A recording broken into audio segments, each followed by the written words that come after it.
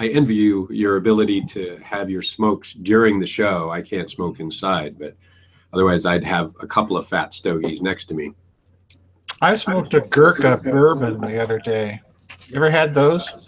Yeah, I have. I'm a big fan of some of the Gurkha lines, but some of their things like War Pig and Gurkha, Killer, these things, they're just too strong for me. I can't do it. Well, the bourbon was a good cigar. It was a strong cigar, but I like the Reserve Church. That's my favorite, but this bourbon was one of the first I've ever smoked, and it was pretty good. It was a good draw, really good flavor, because they soak it in bourbon. Really good flavor. It's I haven't had that one. It's I forget what they call it, an infused cigar. I don't like infused cigars, but I do like a lot of the Gurkhas. And I started off with Cigars International, buying their Gurkha specials that they have once or twice a year.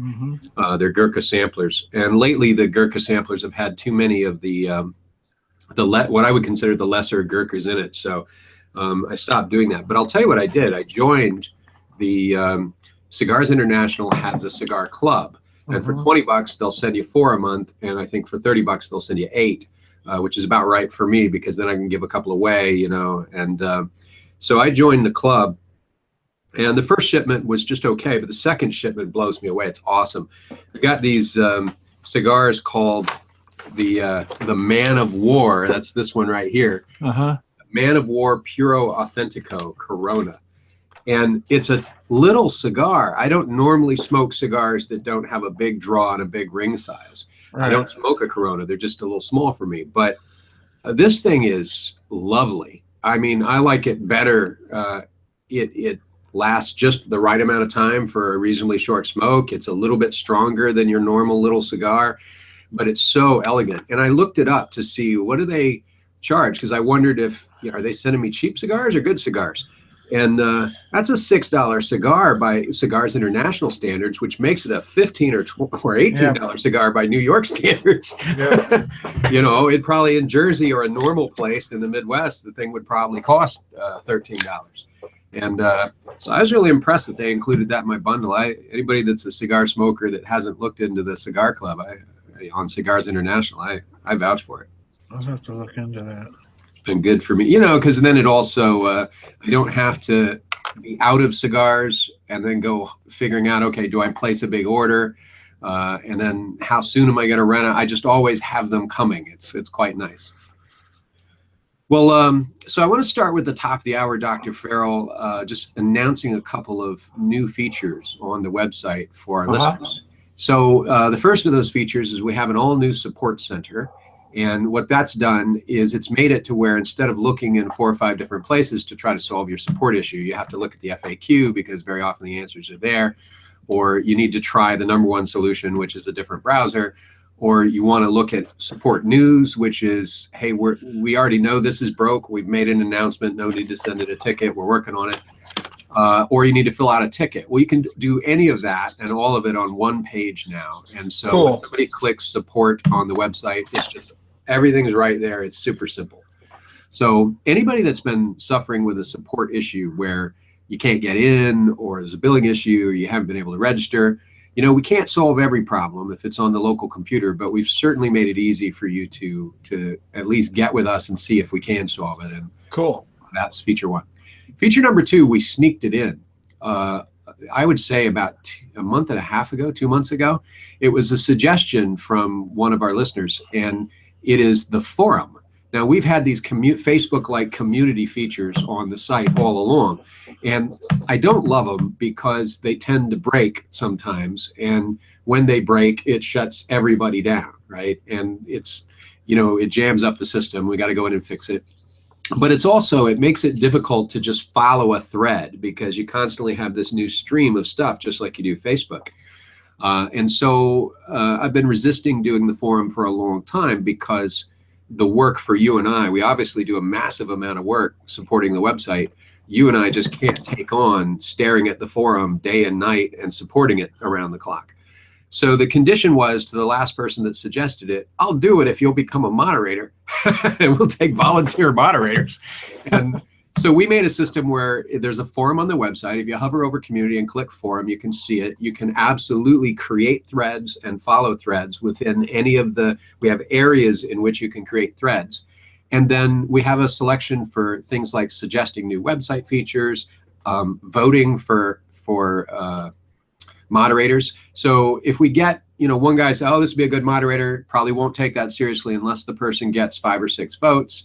And if we start seeing somebody arising as the community feels like this guy will be fair or this lady will be fair, this person will watch and not, ban somebody's comment because they just didn't like what they said, but they'll be fair and equitable about upholding the community standards. We could use 2 or 3 more moderators, and so the community is welcome to use that and vote, but it's there. If anybody hasn't found it yet, go hover over community and select it. Yep, I just now saw it. That looks cool. Yeah, it's been there for a while, and we kind of did a soft announcement and let people kind of discover it because we weren't sure we were going to keep it or if it was going to work. But now that we've kind of established it's working, people like it, it's not going to be a pain for you and I to let happen, and we don't have to personally run it. I think we're going to keep it as a permanent feature, and so consider this the official hard launch announcement of that feature. And the final new feature is brand new. It just came off the assembly line, and that's gift memberships. And we sort of had, people would ask about this, nearing Christmas as we are now, every once in a while. And we said, look, the simple way is just create a membership, upgrade it to create a subscriber, upgrade it to member, and then give that account to somebody, and they can customize it.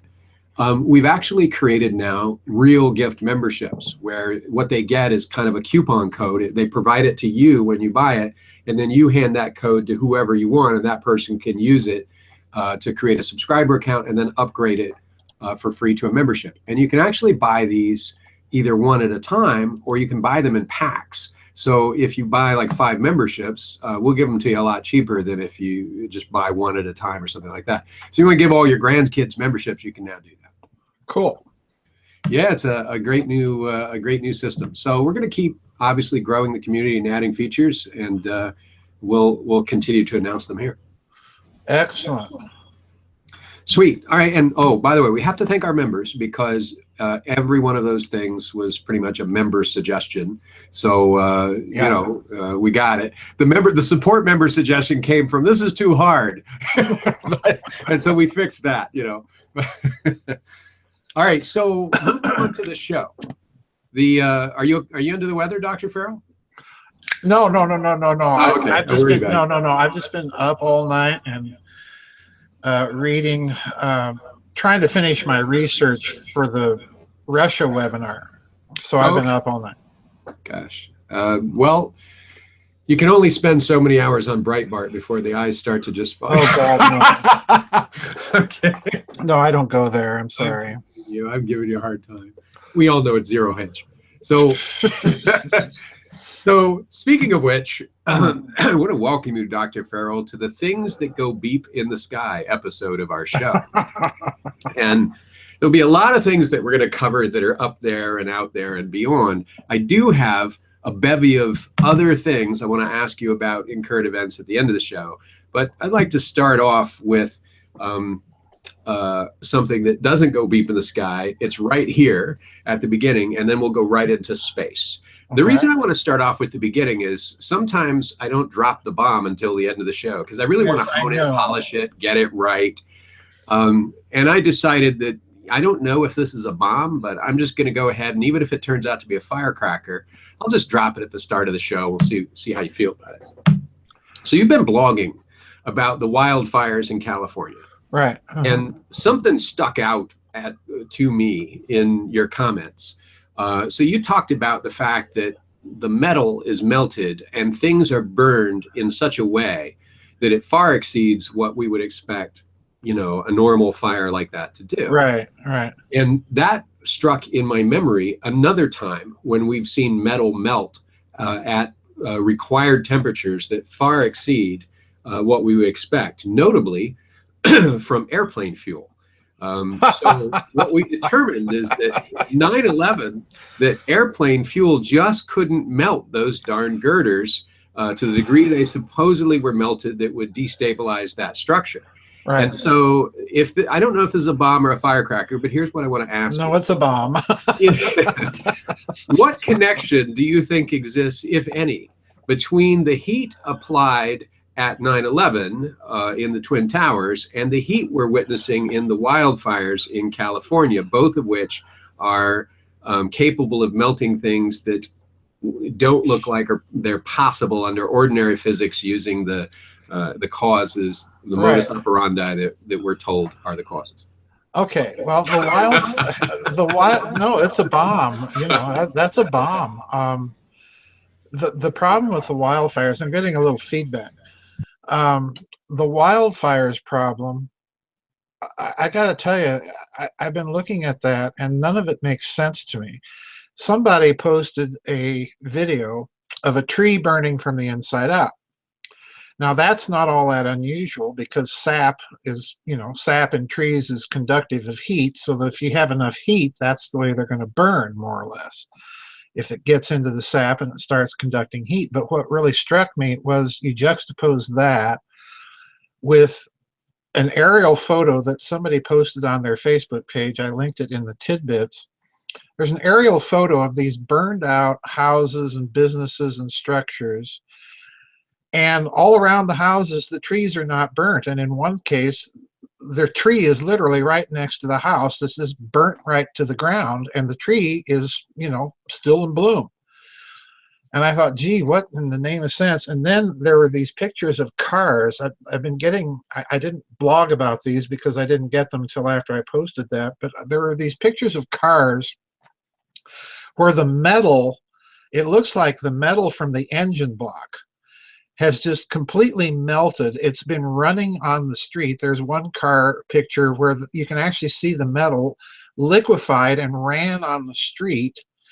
It looks like it may be aluminum, but I don't know. But the rest of the car is still intact.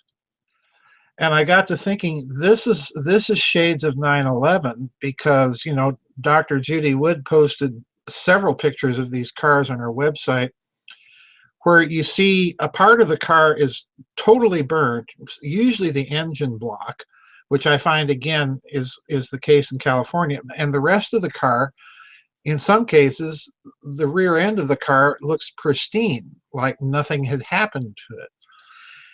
And it's the pattern of the damage that's so weird. It's not just heat damage, I don't think, that we're looking at. And I began to think, okay, well, we've got the same sort of melted car phenomenon in both cases. Are we looking at another case of extreme heat through microwave interferometry or something like that going on here that would create this bizarre pattern of damage? It's just truly bizarre. This normal heat conductive fires is going to burn foliage. It's going to burn, pretty much everything that is around the heat, but we don't see that. So there's nothing about this fire, as far as I can tell, that's ordinary. It looks to me like it might have some signatures, and again, I'm underscoring might, have some signatures of the same sort of mechanisms that a few people in the 9/11 community have been positing for that. It's just very bizarre. One of the things I was hypothesizing is, with all the spraying going on in California, and I've seen it, I was not a believer in chemtrails until I actually went traveling through the southern end of the San Joaquin Valley in 2014 with a couple of friends of mine. And as we came down the mountain into Bakersfield, there was this acrid brown gray cloud that was hovering over the southern end of the valley. At first we thought it was fog, but we got down into it and it had this acidic metallic taste. It was not a fog cloud at all. And then shortly after the cloud lifted, we noticed these planes flying, spraying a bunch of stuff in the air. And I came to be kind of a believer in all that, and according to the research that I've been able to do on it, these planes are spraying a lot of heavy metal particulate into the air. Well, if you're spraying heavy metal particulate, that's going to be electrically and heat conductive. And it's interesting to me that in these fires, some of the bodies that people have reported been recovered are so burned and charred beyond recognition that they're having to use dental records to verify identities of some of these victims and so on and so forth. So nothing about this fire looks to me like it's an ordinary fire. There's something else going on here. So yeah, that's a bomb. Well, that certainly brings us to the heavy metal particulate segment of our show. Which coincidentally is a good chunk of what this show's about today. So, jeez. I want to ask you about neutron star mergers. So I'm going to read a section from, and those aren't the normal mergers. These are not corporate mergers, no. No, they're totally different mergers. But I want to ask you, speaking of heavy metal particulates, I want to ask you about an article that, not one article, but if anybody's looking at news online or whatever, in the last 24 hours, this blew up yesterday, Monday, October 16th. A whole bevy of announcements came out in every science publication that was watching. Right. And so I'm going to read a little part of it, then we can ask about it. So here's a title, and this one comes from space.com. Gravitational waves from neutron, actually this isn't a title, this is a summary, but gravitational waves from neutron star mergers show the latter as sources for gold, platinum, and silver. Right. So here's the brief. Gravitational waves are a consequence of Einstein's general theory of relativity. Of course, Einstein believed we'd never detect these things, but if they did exist, but which states that gravity is a curvature in space-time rather than a force. And if one imagines any object, a planet, a star, or even a person moving through space, the curvature moves, and it creates gravitational waves like the wake of a boat, or chemtrails might be another example. Only really massive objects like neutron stars and black holes create waves that are detectable.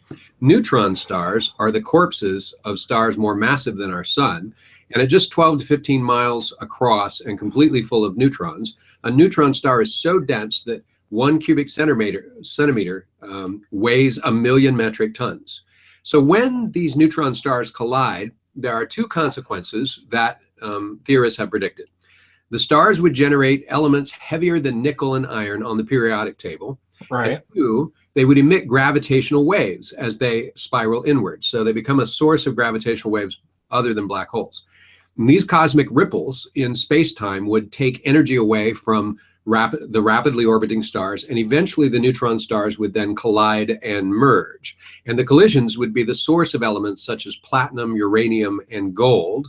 The trick was to catch a pair of neutron stars in the act, which is exactly what was announced Monday. That's right. Where the Laser Interferometer Gravitational Wave Observatory, LIGO for short, in the US and the Virgo Interferometer in Italy came in. And once LIGO had spotted the gravitational waves, then astronomers could turn their telescopes in space and on the ground to the region the waves seem to come from and pinpoint the source. And that source was two neutron stars located 130 million light years from Earth in an elliptical galaxy called NGC 4993 in the constellation Hydra. And so I'll stop there because I have other similar points that have been made in astronomical physics and cosmological science lately that seem to dovetail with these. But I want to ask you, it just struck me as odd, Dr. Farrell, that you and I have talked about on this show, the search for minerals in space, the obsession with asteroids, yes. The attempt to do everything from land on, redirect, and destroy, which is another way of saying you don't really destroy, you break them up. Right. But pulverize would be another word, pulverize asteroids. You've speculated that this could be part of a search for minerals. And so lo and behold, the biggest announcement that we've probably had in our lifetime about something in space has the focus of, look, we know where gold comes from. And I wondered if it just struck me as a coincidence. We're pointing our telescopes in space. We're looking for things. Oh, look, gold. And, it's almost like we backed into it. Is that an accident, or are we prospecting for a new gold rush? And this is probably the biggest if that's true, sign that we're doing so. Well, yes and no. This neutron star collision was, I think, something like 130 million light years ago. So in other words, it happened a long time ago. We're just now seeing it. So it would be impractical from any standpoint of current technology that I know of or can imagine that this would be something that they can prospect for. But what intrigues me about this is the idea that if you smash enough neutrons together, you're going to get gold and heavier elements out of. That's interesting because if you go back to Walter Gerlach in the 1920s, the famous German physicist that reported that in their experiments with mercury plasmas and arc lamps and so on, they were getting minute amounts of gold, and that this was a phenomenon that should be studied further. So it raises to my mind the possibility that, okay, we've determined that neutron collisions in superdense matter could possibly produce the heavier elements. So is it possible then to start producing this stuff in minute quantities in particle accelerators? And my guess would be yes. The problem there is, would it be cost effective to do so? I don't know. The thing that really grabbed me about that article, when you sent all of them to me, was something very, very different. The article pointed out that they detected the gravitational waves about 2 seconds before they detected the optical signatures, the electromagnetic signatures. Now, admittedly, there are ways to explain that time lag from the standpoint of conventional accepted physics, but it also raised the question in my mind, the possibility in my mind, that perhaps those gravitational waves were traveling faster than the velocity of light to a very small degree. And if that's the case, I mean, if that's an actual data point that comes out of this, and again, I don't know enough about the experiments to tell if they were just taking measurements electromagnetically 2 seconds later and detected it, you know, that sort of thing. But if it's the case that they had all the equipment on at the same time, looking in the same direction, and they're recording the gravitational effects prior to the electromagnetic effects, then the possibility arises that maybe these things are superluminal in nature. I've always had a difficulty with general relativity and how it handles macro structures in space, like galaxies. If gravity travels the same velocity as the velocity of light, as some of these articles are suggesting, then how do structures like galaxies, which are several light years across, actually maintain their cohesion?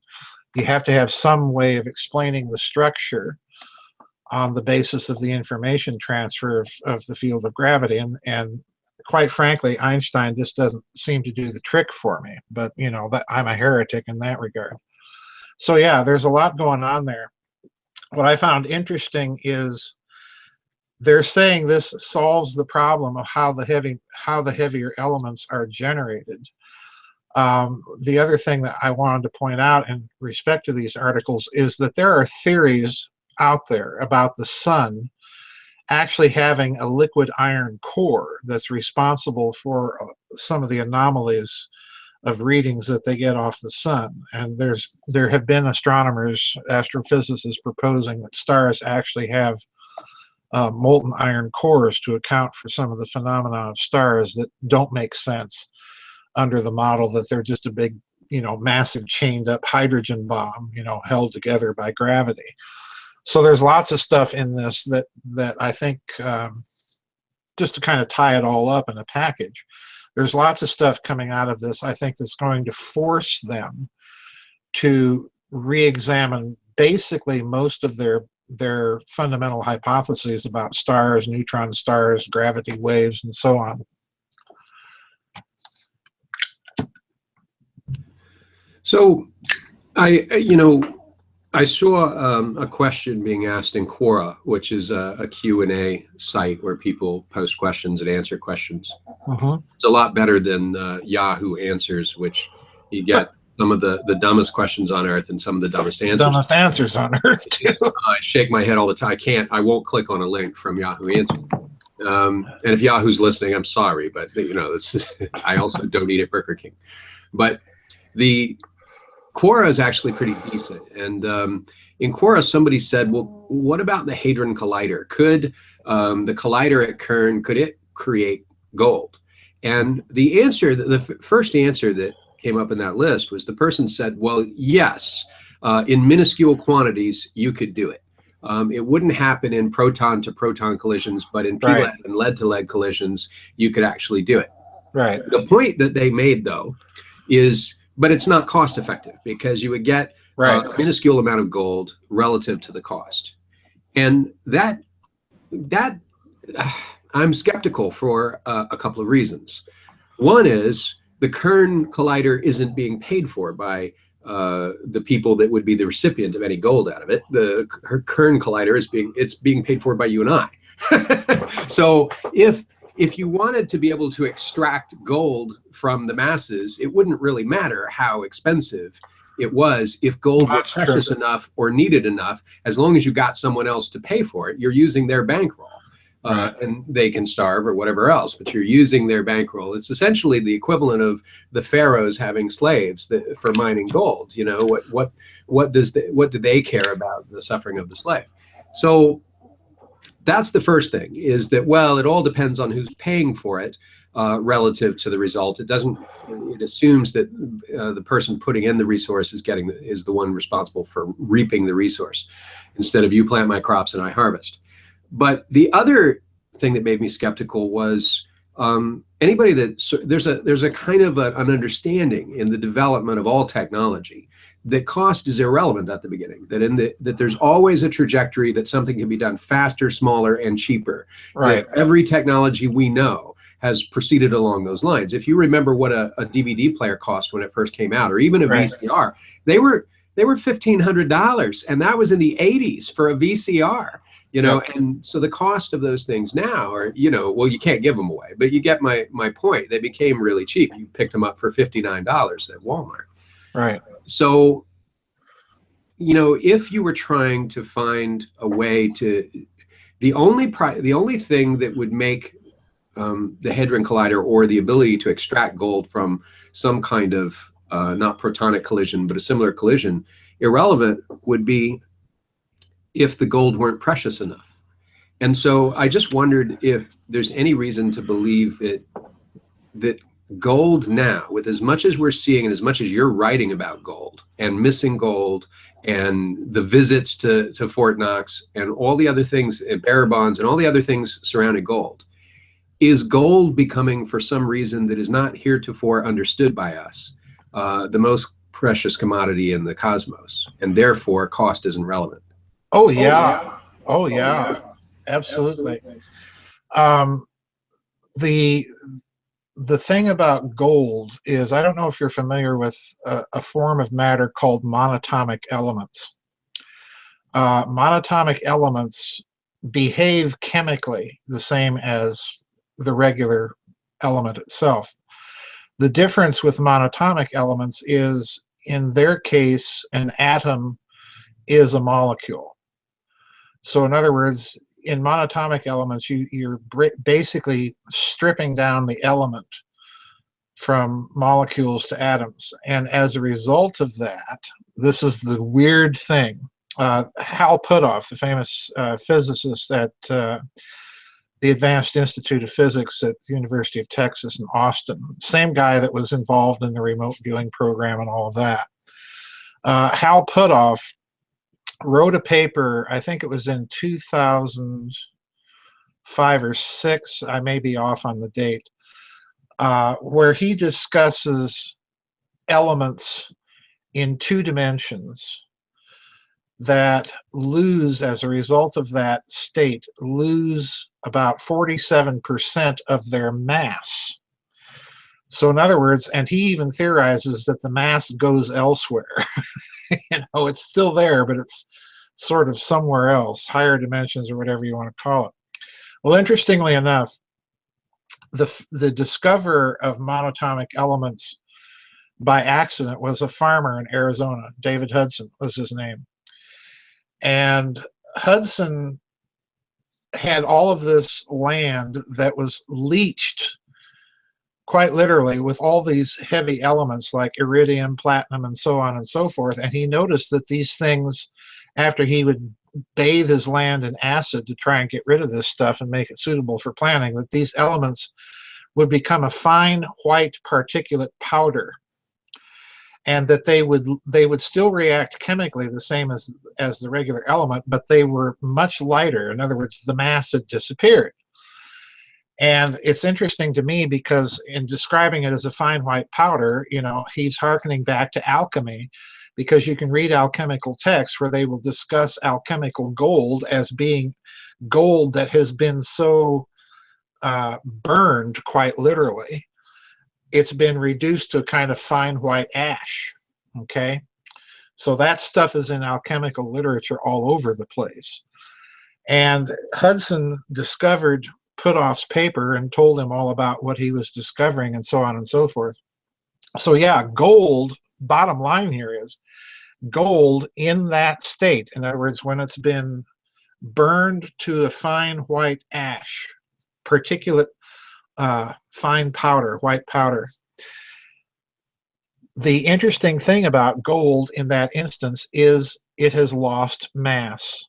In other words, it's actually an anti-gravity exotic material because, and here's the oddest thing, when you put monatomic gold on a scale to try and weigh it, the scale itself loses some of its own mass. So in other words, it translates this property to things it comes in contact with. So would that make gold intensely valuable? You betcha. You betcha. Well, part of the reason I ask is, I have a background in technology, and the gold is a prime, is an incredibly important ingredient in the manufacture of electronics. And I don't know enough about the system of carriage to know the needed level of purity of gold. But I know that the purer the gold gets, the less strong it is. It doesn't hold up well. It's not very resilient.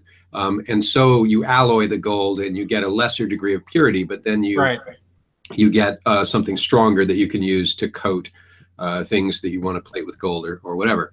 And so it led me to ask the question, under what circumstances would absolutely pure gold be, one, something we could easily acquire, because even panning gold in the Northwest doesn't produce absolutely pure gold. And under what circumstances would it be used? Why would we need it, and why would we want it, and what would it be used for? And I don't know if this is applicable, but I know that gold is used in aerospace, and in aerospace, it's actually used as a lubricant between moving parts in the vacuum of space, because precisely because gold is not strong and not resilient, it is a soft metal. You can actually have a thin film of gold between moving parts, and it becomes a lubricant in space where other lubricants won't work or will simply break down or be disintegrated. And so I couldn't help but think we're looking in space for gold, and we need gold in space. And I realized that you wouldn't travel that many light years away to get your gold. But that's what sent me down the path of thinking about what kinds of collisions could man reproduce. And it struck me as odd that if a super collider could produce gold out of a lead to lead collision, you essentially got the alchemical principle right there, that we turn ordinary lead into gold. And the question for me became, is there a space age manufacturing need for incredibly pure gold produced not by harvesting it from the ground in an impure state, but actually if you only needed small amounts, but you needed the gold to be absolutely pure and you needed to be generated in an alchemical form, what would you do to generate it? You would be able to make very pure gold in colliders and particle accelerators. Absolutely. The other way you could do it is to really get it pure. You could put a particle accelerator in space and synthesize it there out of the gravity well of the Earth. In other words, your gold, like all metals, is a crystal, and crystals grow in response to gravitational fields. So in other words, you get much purer quartz if you grow the crystals in space out of the gravity well of the Earth. You end up with quartz that doesn't have lattice defects, and therefore, a certain degree of impurity in the quartz. Same would hold true with gold. So yeah, you would use gold in space, but you could also synthesize it, in my opinion, very purely in particle accelerators, and even make it more pure by doing so in space. Absolutely. You're absolutely correct. It is an alchemical process. That's the bottom line. Yeah, it's interesting, and it makes me wonder if I don't know where this goes, because there's just not enough evidence or information to draw conclusions. It's all just sort of suspicion, innuendo, or speculation. But I can't help but think back to the technologies that your books on the Giza Death Star suggest existed, which would rival the building of something like a super collider. Well, it's not only that. It's not. I think it is speculation, but it's reasonable speculation. And in reading those articles about the neutron star collision, I don't know about you, but I kind of had the feeling, and people have been sending me these articles on that story all day. I don't know about you, but I kind of got the feeling, and it's purely a qualitative impression, nothing more, that they're not telling the whole story. There's something that they're not telling us, and it could be related to some of the speculations you're advancing. Well, hopefully other segments of the show will address some of that. So I want to... Yeah, hopefully. Hopefully. Yeah, I don't know where we'll roam, but to roam around a little more, there's this other article I saw that I found the title really intriguing, and I sent you the article just before the show started, so you'd have a reference point for it. It was the title was Two Messenger Astronomy, and it was something like Two Messenger Astronomy will change how we think about things. And I found that phrase, Two Messenger Astronomy, to be just intriguing. And so I'm going to read a little segment from this, and this comes from the Christian Science, an article in the Christian Science Monitor. And we'll include these links, but I found it intriguing. So scientists, here's the quote, "Scientists are no longer just talking about it. After decades of theorizing, we're now actually in a new era of astronomy, defined by the capability to peer into the universe through multiple distinct lenses. The first detection of gravitational waves opened the door for this so-called multi-messenger astronomy. And now, with a highly publicized announcement Monday, astrophysicists have walked through the door. Quote, it's the Rosetta Stone for all of high-energy astrophysics, says Richard O'Shaughnessy, a theoretical gravitational wave astrophysicist and LIGO researcher at the Rochester Institute of Technology. Superlatives understate the significance of this event, and I haven't figured out a way of conveying it even to myself. News of a collision between a pair of neutron stars some 130 million light years away has arrived via two completely different messengers, electromagnetic waves and gravitational waves, revealing clues to some long-standing mysteries of the universe. So my question to you is, why are they so excited? Why is this so important? Why is the point that we have these multiple lenses, or multiple messengers, as they would term it? Why is that so relevant to you and I? Well, I've got two speculations there. He doesn't. I read that article just before the show, and there wasn't much data really to correlate with the excitement.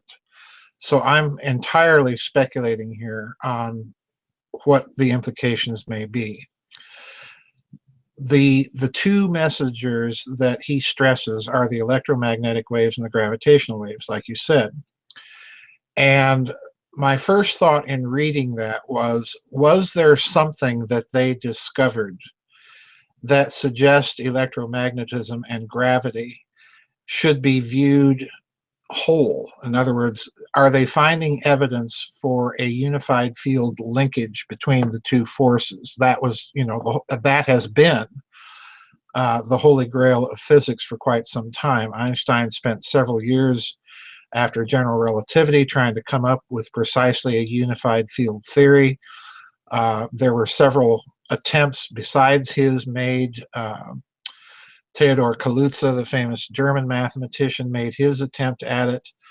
Václav Hlavaty in Hungary. Many, many people have been making attempts to unify the two.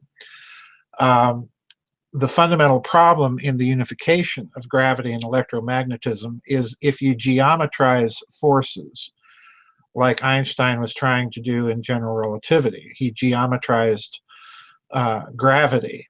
And if you do so, the geometry of gravity and the effect of gravity is spherical, which is, why large masses like planets and stars create, in his opinion, this curvature of space-time. If you look at the geometry of electromagnetism, the geometry is radically different, because the geometry of that is essentially a donut, all right, a big, huge donut, like the Van Allen radiation belts. So you've got two very, very different geometries that you can only unify, mathematically speaking, with higher order mathematics. In other words, create a kind of a spherical donut, if that makes any sort of sense. That's been the problem. So my first thought was, when I read that, is they've found something to indicate that the two forces are definitely linked. And the second thing, as I mentioned previously, that made me think we're not really being told the whole story yet, is my thought that with the gravity arriving 2 seconds prior to the arrival of electromagnetism, maybe this is not simply a result of when observations were taken. Maybe this was something that they actually observed. In other words, a real physical happening, which would suggest that gravity is traveling somewhat faster, albeit incrementally faster, than the electromagnetic waves themselves. And if so, that in turn suggests that somehow gravity might be the medium on which, or through which, the ether, quite literally, that electromagnetism travels. And again, that would suggest the two forces need to be unified. So something about this has them excited, in my opinion. Again, this is pure speculation, but in my opinion, something has them excited beyond what they've told us, or what these articles have told us. I think there's a bit of the story that may yet come out about all of this. Well, Dr. Farrell, in New York, we don't call it a spherical donut. We say bagel. That's how a bagel. Yes, a bagel. Yes, it's an analogy we understand. A bagel. So, did you know that we have sham bagels?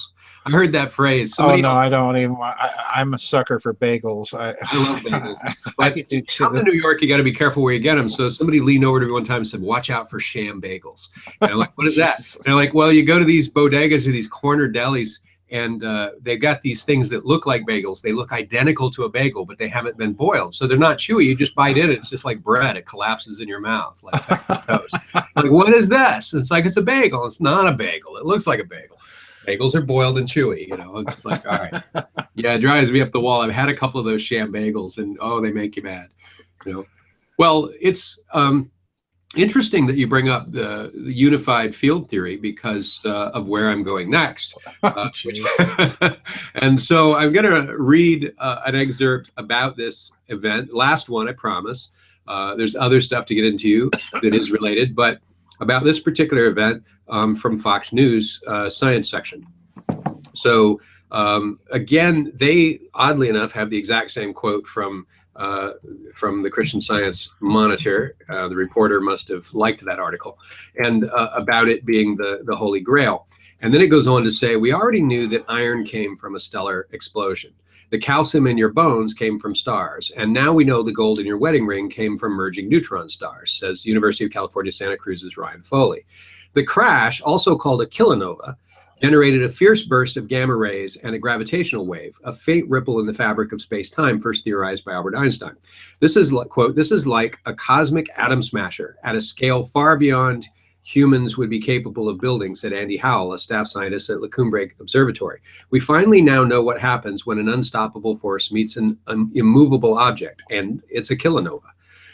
It just goes on to say that the founders won a Nobel Prize earlier this month, and before August, other gravity waves detected by LIGO were generated by colliding black holes, but black holes let no light escape, so astronomers can't see anything. Right. But there's one other quote that I found interesting in this article, which is, quote, "We see the gold being formed," unquote, said Syracuse's Brown. Mm-hmm. So I found that odd that a scientist would say we can see the gold being formed. Mm-hmm. And I thought, what does the guy mean? He surely doesn't mean we can see gold flooding. We can see it, it's shiny and it's floating around out there. So what's he talking about? And, the piece focused on, hey, iron comes from stars, calcium in your bones comes from stars. Now we know gold comes from stars. And I couldn't help but think, Dr. Farrell, that they are essentially trying to create a material theory of everything. That Yes. ultimately that we are stardust, to Mm-hmm. quote the song, that everything we know of as the material building blocks of our existence come from out there. Is this curious to you that they're still focused on this search for a source of everything, a unified theory? Is a unified theory real, in the way they may be thinking of it, the same thing as unified field theory, or does one merely imply the other? And why is the emphasis on this so material or seemingly materialistic? Well, it is materialistic ultimately because they don't have a good science or metaphysic of the relationship of the immaterial to the material. Which I think the ancients did. The idea that we come from stardust is very Egyptian. There's aspects of this whole cosmology that's very, very old. But it's easy for them to determine that gold is being made in these collisions because if they've got electromagnetic data, it would be very easy for them to do, spectroscopy and do the lines in the spectrum that would determine what they're looking at in terms of chemical elements. So it's very easy for them to do that. So I suspect, even though the articles are not saying that, they perform spectroscopic analysis on what they're seeing, I suspect that they did. In other words, again, we're not being told everything in these articles, but that's my suspicion. But yeah, science. The problem right now in physics, as far as I can tell, is you've got basically two separate currents going on, and the materialistic paradigm to a certain extent is being broken down by quantum mechanics, because increasingly quantum mechanics is really looking more like a theory of information, of intangible, incorporeal, spiritual, if you want to use those words, immaterial things. And I put it this way exactly in The Third Way, in the book The Third Way, because particles in quantum mechanics are not really little billiard balls. They're packets of mathematical information is what they are. So quite literally, the Hadron Collider is, spinning little packets of mathematical information around. So it's a very immaterial approach. And then you've got the physics of the macro world, astronomy, astrophysics, things like that are still very much locked, I think, into a materialistic paradigm. And there's a bit of an epistemological conflict going on there. There's some scientists that are very alive to it. Wolfgang Schmidt, I think is his name, that have written about these types of things. So I'm not surprised, that they keep searching for materialistic explanations for everything. I think ultimately it fails. The Big Bang theory is basically a theory of metaphysics dressed up as cosmological physics with equations. you've got other intangibles like the anthropic principle in cosmological physics that really bake people's noodles, particularly physicists that are inclined to materialism, because there are just certain things that physics is not good at explaining. And that one is a big one. That one is huge, because if those physicists are right, then physics has to take a good long look at some of its materialist presuppositions. But anyway, I hope that answers your question. Right off the top of my head, I go back to the topological metaphor I've been talking about for so long, that ultimately what the Big Bang Theory is talking about is creation ex nihilo, because an undifferentiated nothing is a physical non-observable, and everything they're saying is coming out of some initial process of differentiation, which is a very, very immaterial way of looking at things when you get right down to it. Well, I've always, I wonder why there's such an emphasis on the search for origins. It seems like we'd be over it by now that, 50 years ago, most scientists stipulated, whether one agrees with them or not, most scientists stipulated that the origin of the universe is essentially material. But there's this deep fascination with it, and it seems like there are other frameworks for exploring the universe than how did this get here. And I can't help, my Christian roots would have me think about the conflict between Gnosticism and Christianity, in that Christianity, people always get this wrong. What Christians versus non-Christians believe. They assume that the superficial symptoms are the core beliefs, but there are some assumptions. But if you can keep asking, and why is that true, and getting back to an assumption, that's where you get to the real conflict. And so if you take this notion that however the cosmos got here, it ultimately only came out of something that was already here. You both start with a Gnostic thing. There can be no ultimate God then, because an ultimate God wouldn't create something out of something that was already there, because then that thing would have priority over him. It also was already here. It also is essentially God. There's no distinction between God and the universe in that sense. And you don't even get away with saying God created him out of himself. You'd have to say there's this other raw material, which is dumb, inanimate matter, that is, been here as long as the Creator has. It's equivalent in its power and significance. And that ultimately, that Gnostic framework is something that the Christian fathers fought a lot fought against. But it leaves you with kind of a barren hypothesis. And I've always assumed that it was this attempt to sort of prove that the universe was not created ex nihilo. But I don't think that that's what they're doing. They seem to be too obsessed about this, and they're not even bothering to say, see, they're basically trying to establish some other premise. I can find no other reason for origins being the primary framework. And origins, specifically materialistic origins, what came out of what? It seems like it's asking the wrong question. If this was a court of law and we had just witnessed a car accident, and one of the attorneys said that the cause of that car accident was you, sir, who were driving the car, and he ignored the fact that the light was malfunctioning, because that's a type of cause too, and he ignored the fact that there were bald tires on one of the person's cars and so on. There's a variety of causes: proximate causes, immediate causes, necessary causes.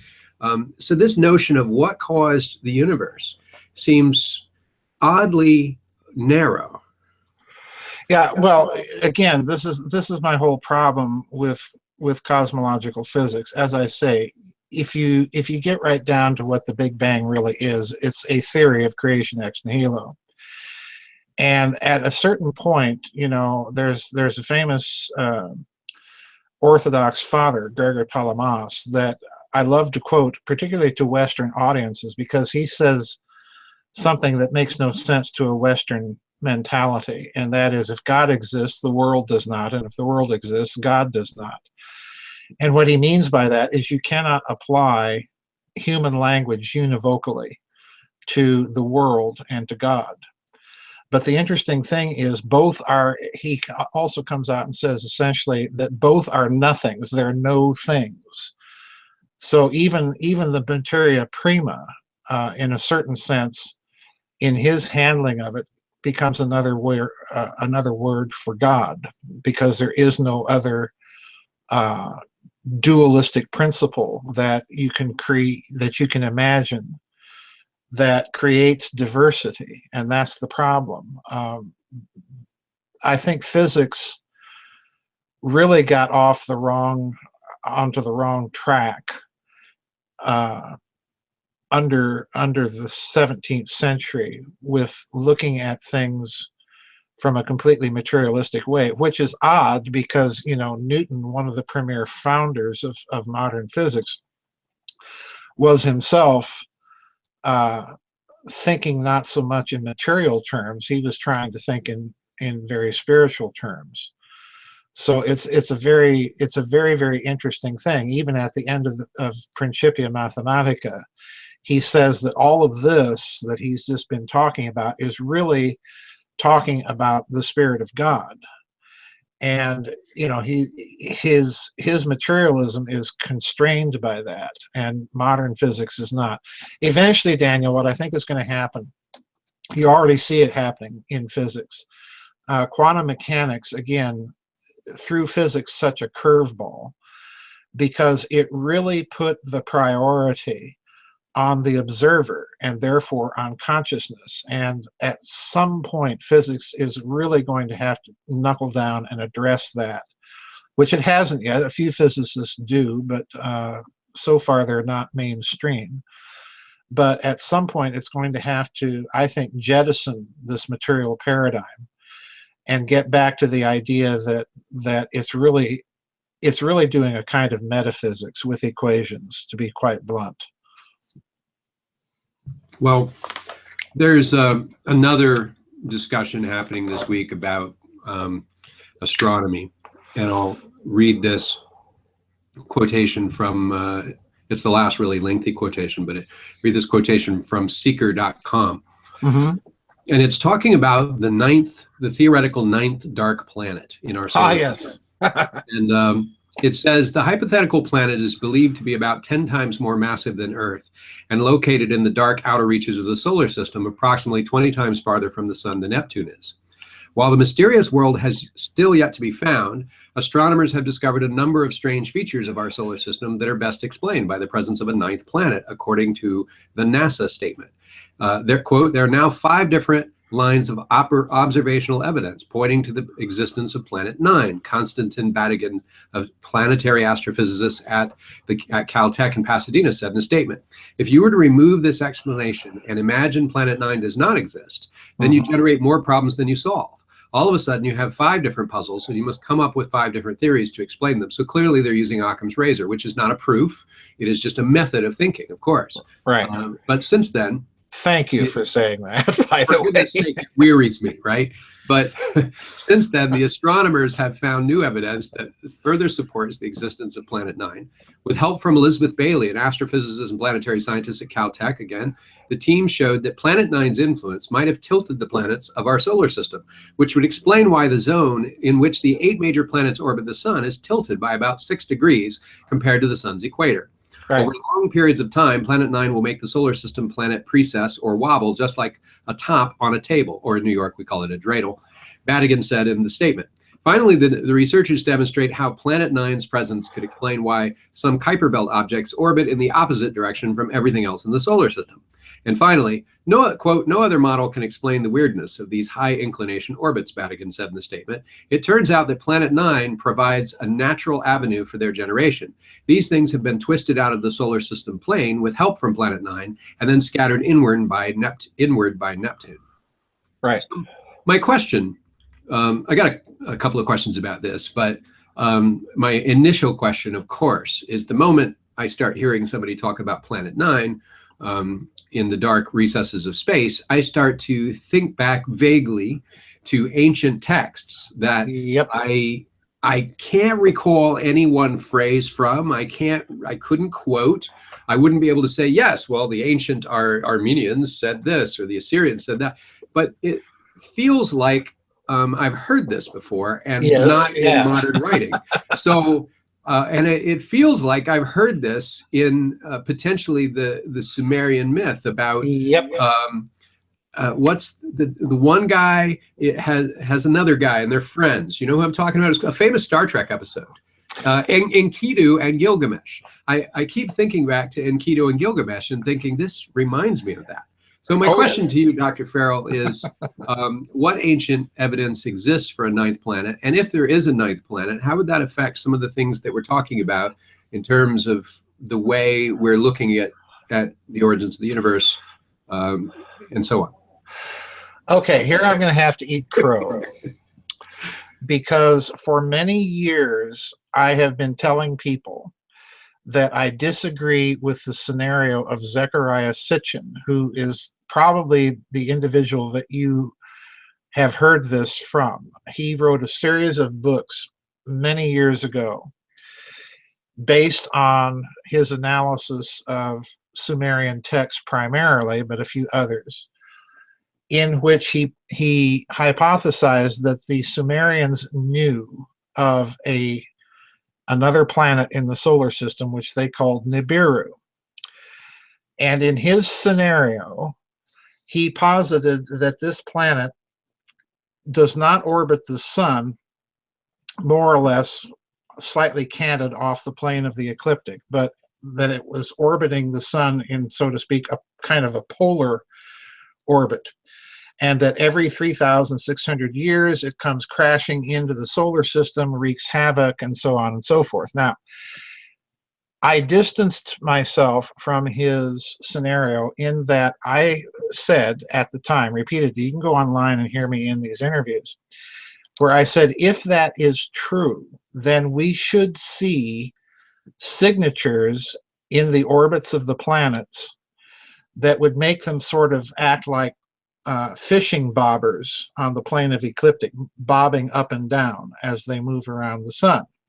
And because we don't see that, I rejected his theory. Now, what they're saying about this ninth planet is, in effect, generally speaking, more or less, pardon me, the same thing that I was arguing.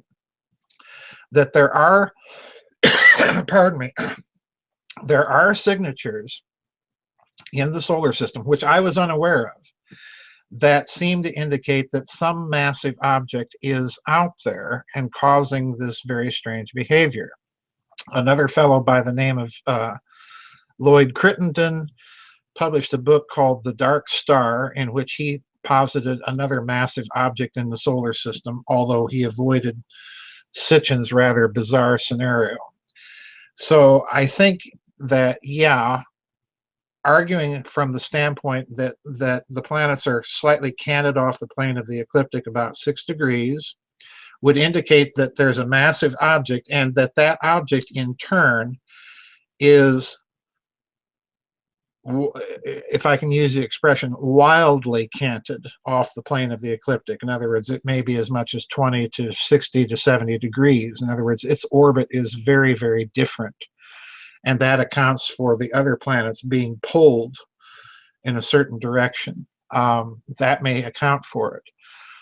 I think it's interesting that this story comes out after they demoted Pluto from being the ninth planet in the solar system. Now they're pushing this much further out, and it has a much more massive object out there. That makes sense to me, because they're also talking about it in terms of the Kuiper belt, or the Oort cloud as it sometimes is called, which is a theory that never made sense to me.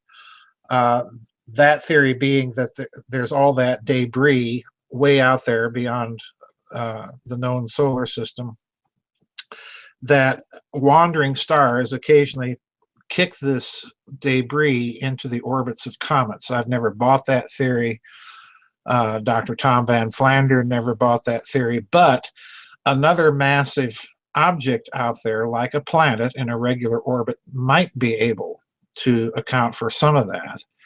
So yeah, things are changing. I think they've known about this possibility for a long time. They're just now releasing this because of the demotion of Pluto. And they're doing so, I think, perhaps in a way to add a little luster, perhaps, to Sitchin's theories. But yes, the Sumerians did know of another massive celestial object out there. How they were able to deduce that, I don't know. Sitchin's scenario there still doesn't make sense to me because, again, he has this planet careening into the solar system itself, into the inner solar system, as a matter of fact, about once every 3,600 years, and that's never made much sense to me. Well, it's interesting because it dovetails with another story in the news, and we don't talk politics on the show, but just to mention that, the President Trump, I believe there was an executive order, but basically said we shouldn't be trying to go to Mars. We should be trying to go to other places in our existing solar system. I found that interesting. There was some logic to it that, hey, you need bases before you make a trip all the way to another solar system. Though, SpaceX, Elon Musk's company, Right. is basically attempting to get us to Mars, and it has a couple of goals. One is, I'm a big fan of Elon Musk, but one of those goals is to make space 10 times more accessible, and another is to get us to Mars, and of course another is to develop easily manufactured, high quality reusable rockets for this purpose. But I found it interesting in the news that the Air Force is now collaborating with SpaceX. So I'm wondering, they said, well, here, I'll just read this portion of the article. So an Air Force general said we'd be dumb not to, in talking about flying on SpaceX's reusable rockets.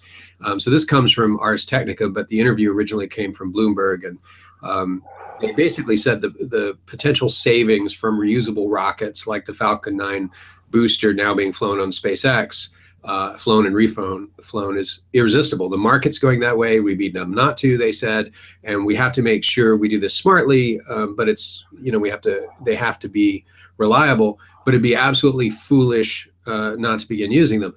And they characterized the relationship between the Air Force and SpaceX as strong. And so now SpaceX has been granted certification for its Falcon 9 rocket and has since launched multiple military payloads on a civilian-owned platform. I found this intriguing for a couple of reasons. One is it's the Air Force. It's not NASA, it's the Air Force. Yes. That just freaked me out. What are we in the 1950s? And then the second thing that kind of freaked me out is, really, we're going to go to the moon? And then, I mean, seriously, and Mars, wouldn't that be the next step? We've been to the moon. And in addition to putting people on the moon, we've flown multiple missions to the moon. But there seems to be an interest in this solar system as though there is still undiscovered country here. And the only reason it would strike, maybe I'm wrong, and I just don't know how the distinction between NASA and the Air Force works in this regard. But it strikes me that the only reason you'd really get the Air Force involved, the U.S. Air Force, instead of NASA, would be if the type of mission we were going to fly was somewhat domestic, in character, and that we were going to define NASA's role as taking us beyond the solar system, and we were going to give the Air Force jurisdiction over the solar system. That's wild-ass speculation. It probably comes from my own ignorance about where the dividing lines are. But I just found this news story, Dr. Farrell, to be a little bit odd. Am I wrong? No, you're not wrong, because I'll tell you why. Back when the National Aeronautics and Space Agency was created, you have to dig for the actual chartering. But it was, at the time it was chartered, the idea that it was wholly a civilian agency is completely false. I mean, Richard Hoagland has documented this over and over and over. It was created as a branch of the Department of Defense, although it was to be staffed primarily by civilians. I suspect that what you're looking at with the Air Force taking over the relationship with Musk and so on, that what this means is already, and I've blogged many, many times about this, what this means is that already the militarization, not only of Earth orbit space, but of near space, Earth, the moon, Mars, Venus, perhaps, that this is going to be a priority for the military, and that by doing this, what they're really signaling is that the results of these missions are going to be under a veil of national security secrecy. Because ultimately, as I've been arguing, the commercialization of space means ultimately the militarization of space. You've got to protect your assets. So that's what it means. The other thing that I think you're absolutely dead on about is that NASA may be being tapped as the extra solar system space agency. And the reason I say that is I've pointed out in many blogs that NASA and DARPA have done something truly amazing. And to me, this was earth-shaking news, and very little attention has been given to it by people. One is the Defense Advanced Research Projects Agency. A couple of years ago, came out with a goal, a national security policy goal, to make the United States warp capable within 100 years. In other words, we're talking Star Trek. Now that may sound fanciful until you remember that NASA has a scientist working for it by the name of Dr. Harold White. His nickname is Sonny. And Dr. White is the NASA physicist that reworked Miguel Alcubierre's equations. Miguel Alcubierre is a Mexican physicist that published the equations for space warp in a 1998 paper that I think appeared in the Journal of Physics. And in Alcubierre's metric, which is kind of a fancy way of saying what is the unit volume for mass conversion to energy necessary to create a space warp. In other words, a ripple in space-time or a gravity wave. And Alcubierre's metric came up with basically the proposition that, yeah, it's theoretically feasible, but you'd have to have a mass energy conversion factor on the order of the planet Jupiter, okay? So in other words, beyond the foreseeable ability of humans to do. Well, Dr. White at NASA went in and completely reworked Alcubierre's equations and discovered that his metric was much too large, that in fact the metric was much smaller. And therefore, if the metric is much smaller, if the mass energy requirement is much smaller, then it is feasible to start thinking in terms of practical human engineering of warp drive. So NASA put him in charge of their warp drive project. He's the scientist responsible for their program to do proof of concept experiments on the feasibility of this thing. For NASA and DARPA to do this, in other words, they're thinking already that the theory is there. Now all we need is the proof of concept experiments and the technology tree to do it. So I don't find your speculation about NASA really being kind of given jurisdiction over extra solar system types of exploration all that fanciful at all, because if these projects should prove fruitful in the next century, then, you know, everything that we know by way of the dramatic changes that science and technology have brought in the world in the last 150 years are absolutely going to pale by comparison. It's not just the globe that got smaller, it's the solar system that got smaller. Flights to Mars taking a matter of minutes rather than months, and so on. So, Dr. Farrell, do you think there's any relationship between the sonic attacks in Cuba and the very slight distance from Cuba of Cape Canaveral and the Kennedy Space Center and our space program off from there? I just thought I'd ask this random question for the hell of it. Golly, let me run to the restroom on that one. That's a whopper.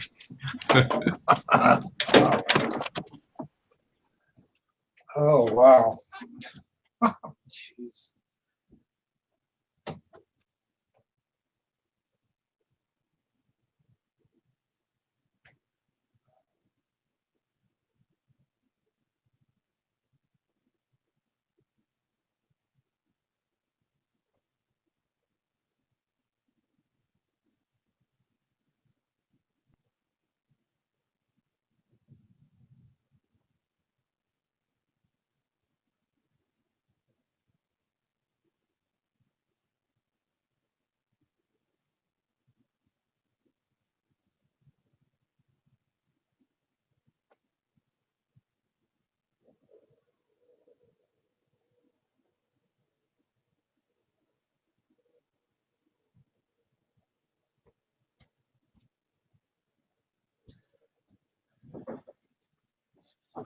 Oh, my.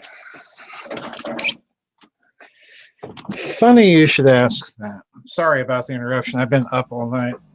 No problem. Drinking gallons of tea to keep me awake. But I just want to say why I asked the question. So there's a couple of things. They're very slim, but one is there was a recent report of a secret military space shuttle causing sonic booms over Florida and landing at the Kennedy Space Center. Mm-hmm. The other is that there were comments about sonic weapons in a different context in a report issued by the American space program. And it just struck me, well, yeah. And if you look on a map at where Cape Canaveral and the Kennedy Center is, yep. and you look at Cuba, it's just a little bitty arc. Yep. So anyway. Well, look, the Cuba thing is baffling. I think sonic weapons is a bit of a misnomer, because what I suspect is going on is you've got some sort of interferometry technology that can establish beat frequencies in the brain. So in other words, you can modulate any sort of electromagnetic carrier wave can be modulated with information to produce sounds inside the head. You move out of the zone of interferometry and you'll no longer hear the sound. And this is precisely what's being reported in Cuba. So it's actually a kind of electroacoustical device, if I can put it that way, that we might be looking at. But is there a relation to the space program? I honestly hadn't thought of that. But I do think that there are a number of launch anomalies that have been reported over the years, both from Vandenberg in California and Cape Canaveral, where rockets have been launched and this occurred with much more frequency early on in our space program. There's one incident of an Atlas rocket that was launched from Cape Canaveral that appeared to have been blown up, quite literally on the pad, by a UFO shooting at it. A very famous incident, and another similar incident much later at Vandenberg in California. So I don't know, could somebody be playing around with the same sort of technology that was used to do those things in Cuba? Possibly. I honestly don't know. during launch, those rockets undergo extraordinary vibrational stress. And if you were to load energy, acoustical energy, into those rockets as they're lifting off, it's conceivable that they wouldn't be able to damp it, and quite literally would just shatter. They'd fall apart. They'd explode. So again, I don't know. It's possible. Well, you'll. I wonder if you'll. This will be something you enjoy. This is a quote from an article. We'll include the link again from The Verge, and it links to a very interesting report. So here's the quote. Of course, and they're talking about sonic weapons in general, and they say, of course, the potential to cause deafness is a major design flaw for a sound weapon. Why? It can, and then they quote a report. Quote, it can be expected that the weapon will cease to work if the victim quickly becomes permanently deaf from exposure to high-intensity sound, according to a report prepared for the Space and Naval Warfare Systems Center. And so Jeez. 2 points I draw from that. One is, obviously, if you have a sonic weapon and you deafen a person with a sonic weapon, the sonic weapon doesn't work against them unless the sonic weapon does something more to your body than just make you deaf, which is what we're seeing in Cuba. Right. And secondly, I find it interesting that the Space and Naval Warfare Systems Center is writing reports about sonic weapons. And so I clicked the link, and I got something highly interesting, and we will definitely include this in the notes, and the listeners are going to want to click on this. It is called Technical Document 3138, May 2002, and the title is Non-Lethal Swimmer Neutralization Study. Carl W. Wren, Applied Research Laboratories, the University of Texas at Austin, and Dr. Penny K. Riggs, G2 Software Systems, Inc. in San Diego.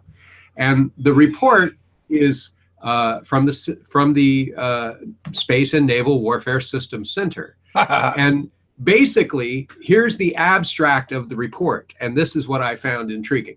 The Applied Research Laboratories, the University of Texas at Austin, was tasked to study the means and equipment for non-lethal methods to deter swimmers and scuba divers from restricted areas. This work includes identification and evaluation of existing technologies, as well as a review of research in security, acoustics, biology, and other fields. Various technologies have been developed as non-lethal weapons for law enforcement, but most of them are not suitable for deterring swimmers and scuba divers because they are not designed for subsurface use. These existing technologies, as well as equipment currently used for diver deterrence and communications, were evaluated in this study. So it will be an interesting study to pull up, the kind that looks mimeographed to me, like somebody sneaked it out of the lab. But basically, what I wondered about is, this is going way out on a limb, so I'm just going to phrase this in the form of a question, like we do on Jeopardy, but or one of those two. I don't remember which game show that is, but could it be that the sonic devices being used against diplomats in Cuba were originally developed for use in water, and precisely some of the unintended effects that are happening are because they weren't designed for use on land, and you would get exactly these sorts of inconsistencies and problems versus being able to simply disable a diver. Sure. And I wondered because, again, we have a lot of issues with Cuba. One is obviously refugees, but we have that less now. But again, this study is from 2002 when we did have that issue. And the other is the issue of the fact that we have secret space missions that are creating sonic booms flying out of the Kennedy Space Center and Cape Canaveral. So, and landing back there after causing sonic disruption. So it struck me, you would want to probably keep divers and people that were wanting to be in the water watching your secret tests away from the restricted areas. Right, absolutely. But there's one thing, that article that you cited, I'm getting feedback. The article that you cited about acoustic weapons causing deafness and thereby rendering the acoustic weapon useless, that's a complete that's a complete distraction, if I can put it that way. Yeah, it's a non sequitur. It's a non sequitur because, again, what I'm talking about are electromagnetic interference patterns that establish a beat frequency in targeted areas of the brain.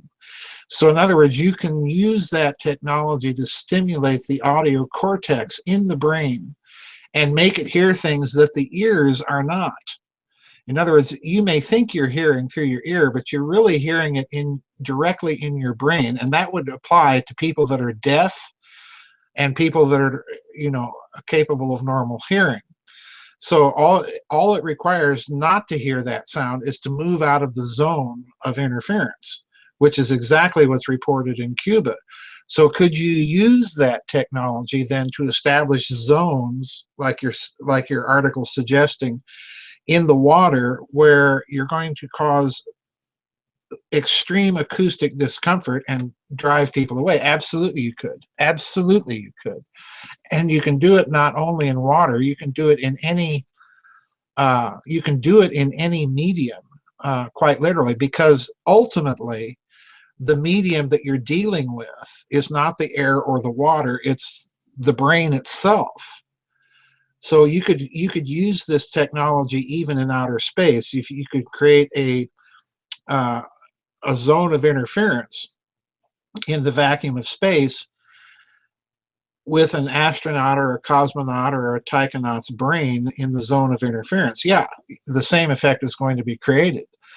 So yeah, your speculation there is dead on. Well, it's interesting that the article in The Verge uses that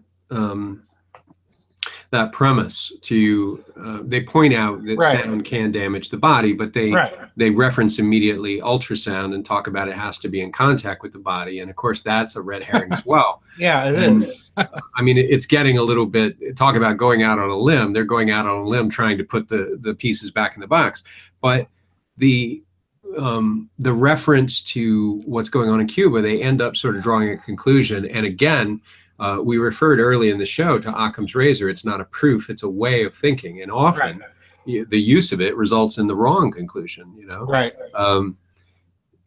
So they use Occam's razor to say it's more likely that the damage to the diplomats was caused, other things can cause hearing loss, that includes chemical exposure, and so the damage was most likely caused by mercury or lead. Right.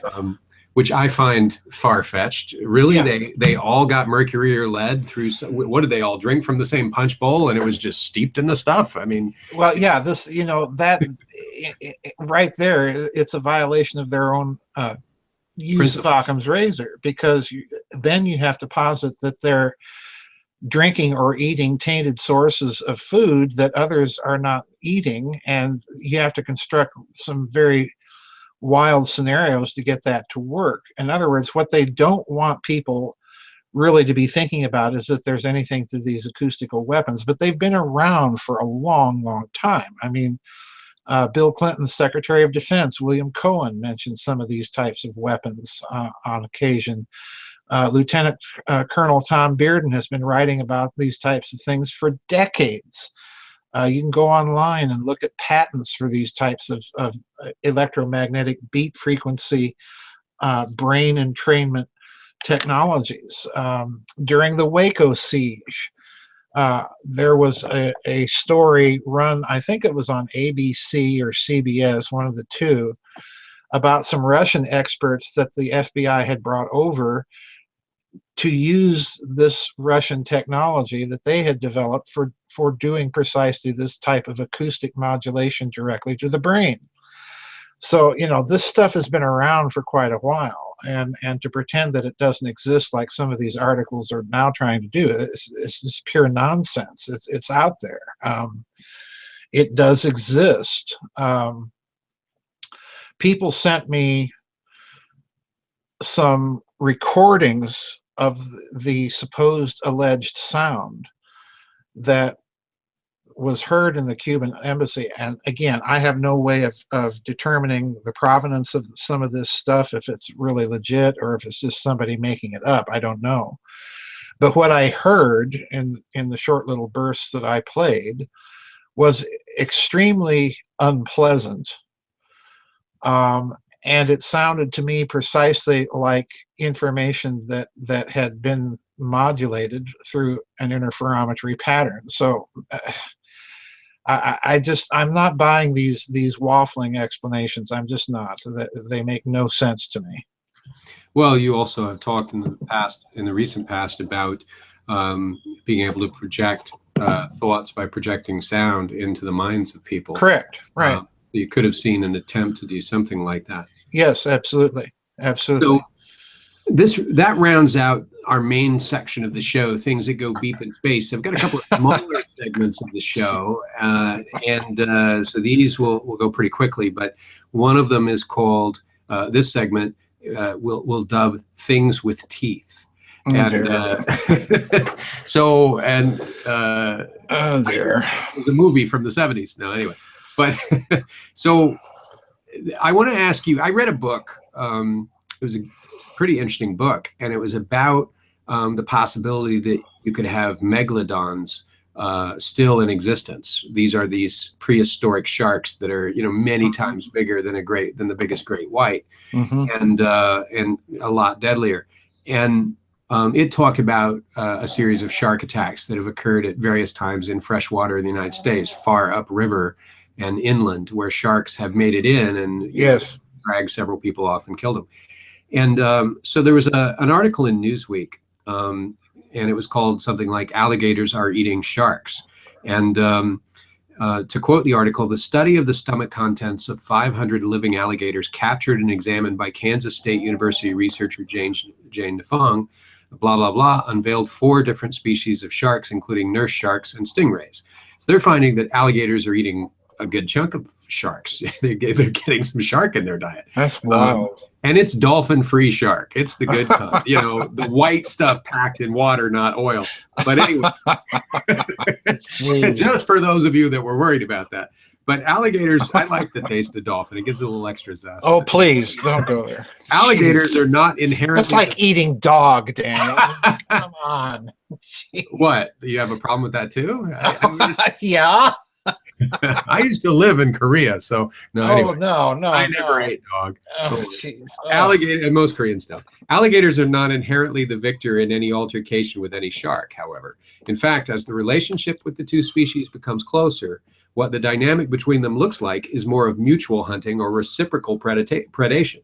In other words, it's likely that once hungry and pitted in the same environment, it's a question of size that determines if the alligator eats the shark or vice versa. The frequency of, quote, the frequency of one predator eating the other is really about size dynamic, unquote, Nifong says. If a small shark swims by an alligator and the alligator feels like it can take the shark down, it will. But we also reviewed some older stories about larger sharks eating smaller alligators.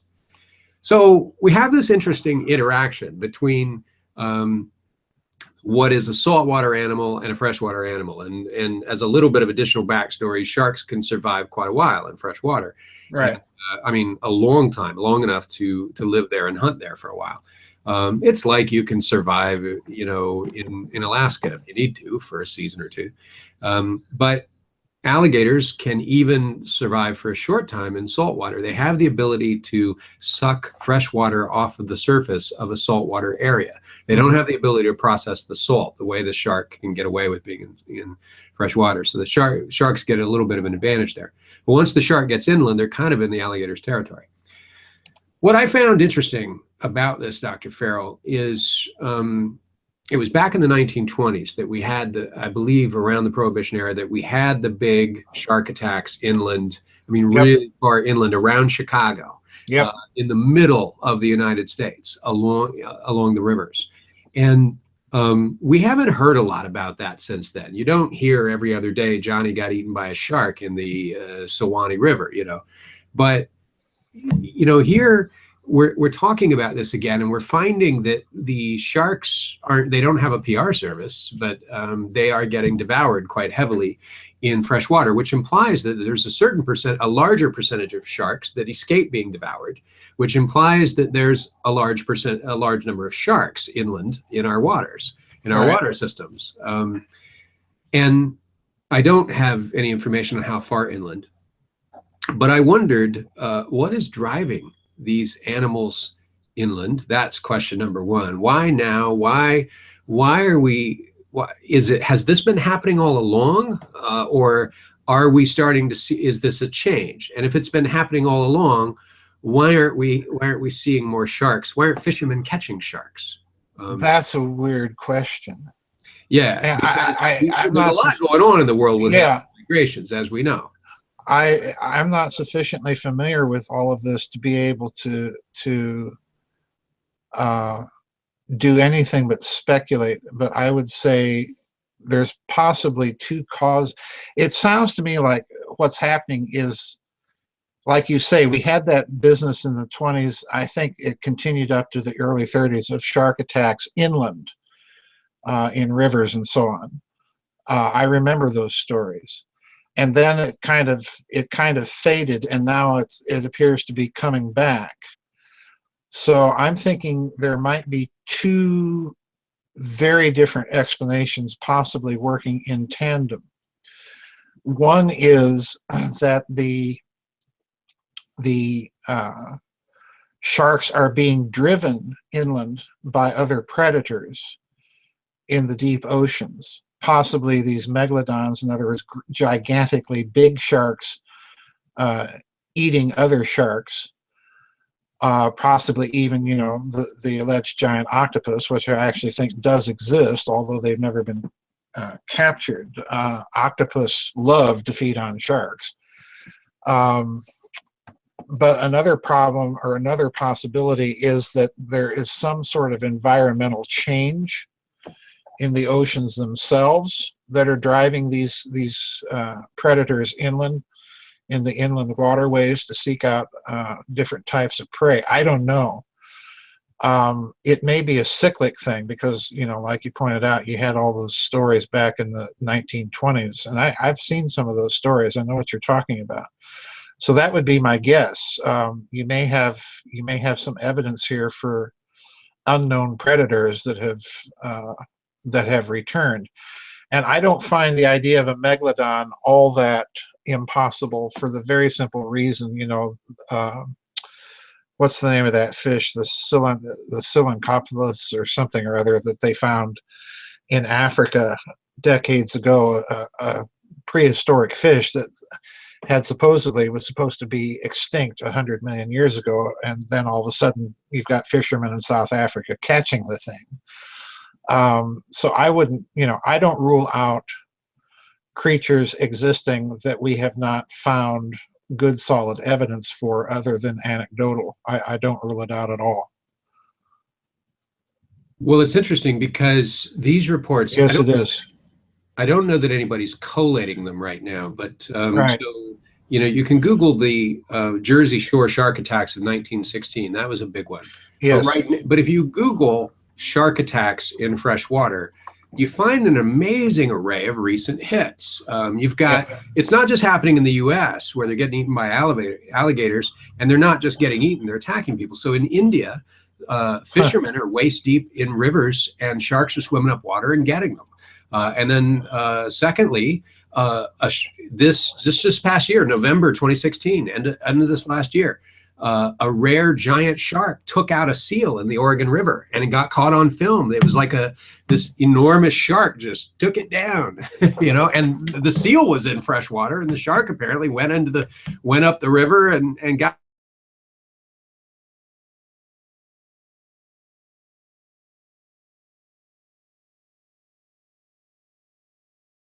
river, how it overflows into a lake and how you could get that. But I just find, are you still there? Oh, I've lost you. Uh-oh.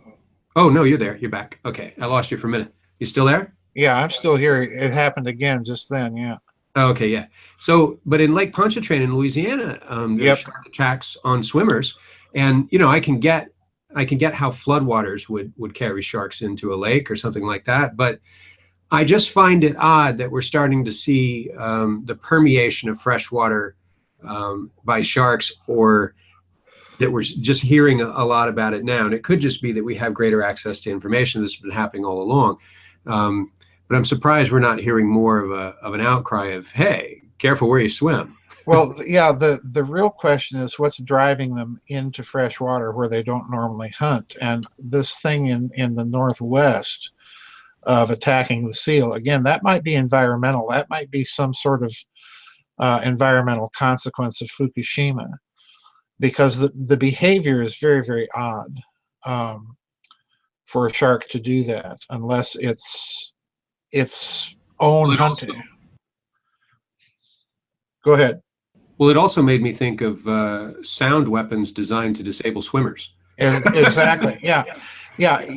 There's a body of thought out there, Daniel, that says that whales beaching themselves, which is again another one of those mysteries, that this has something to do with the U.S. Navy and the Russians and the French and the British and so on, using ultra low frequency broadcast to talk to their submarines while they're submerged.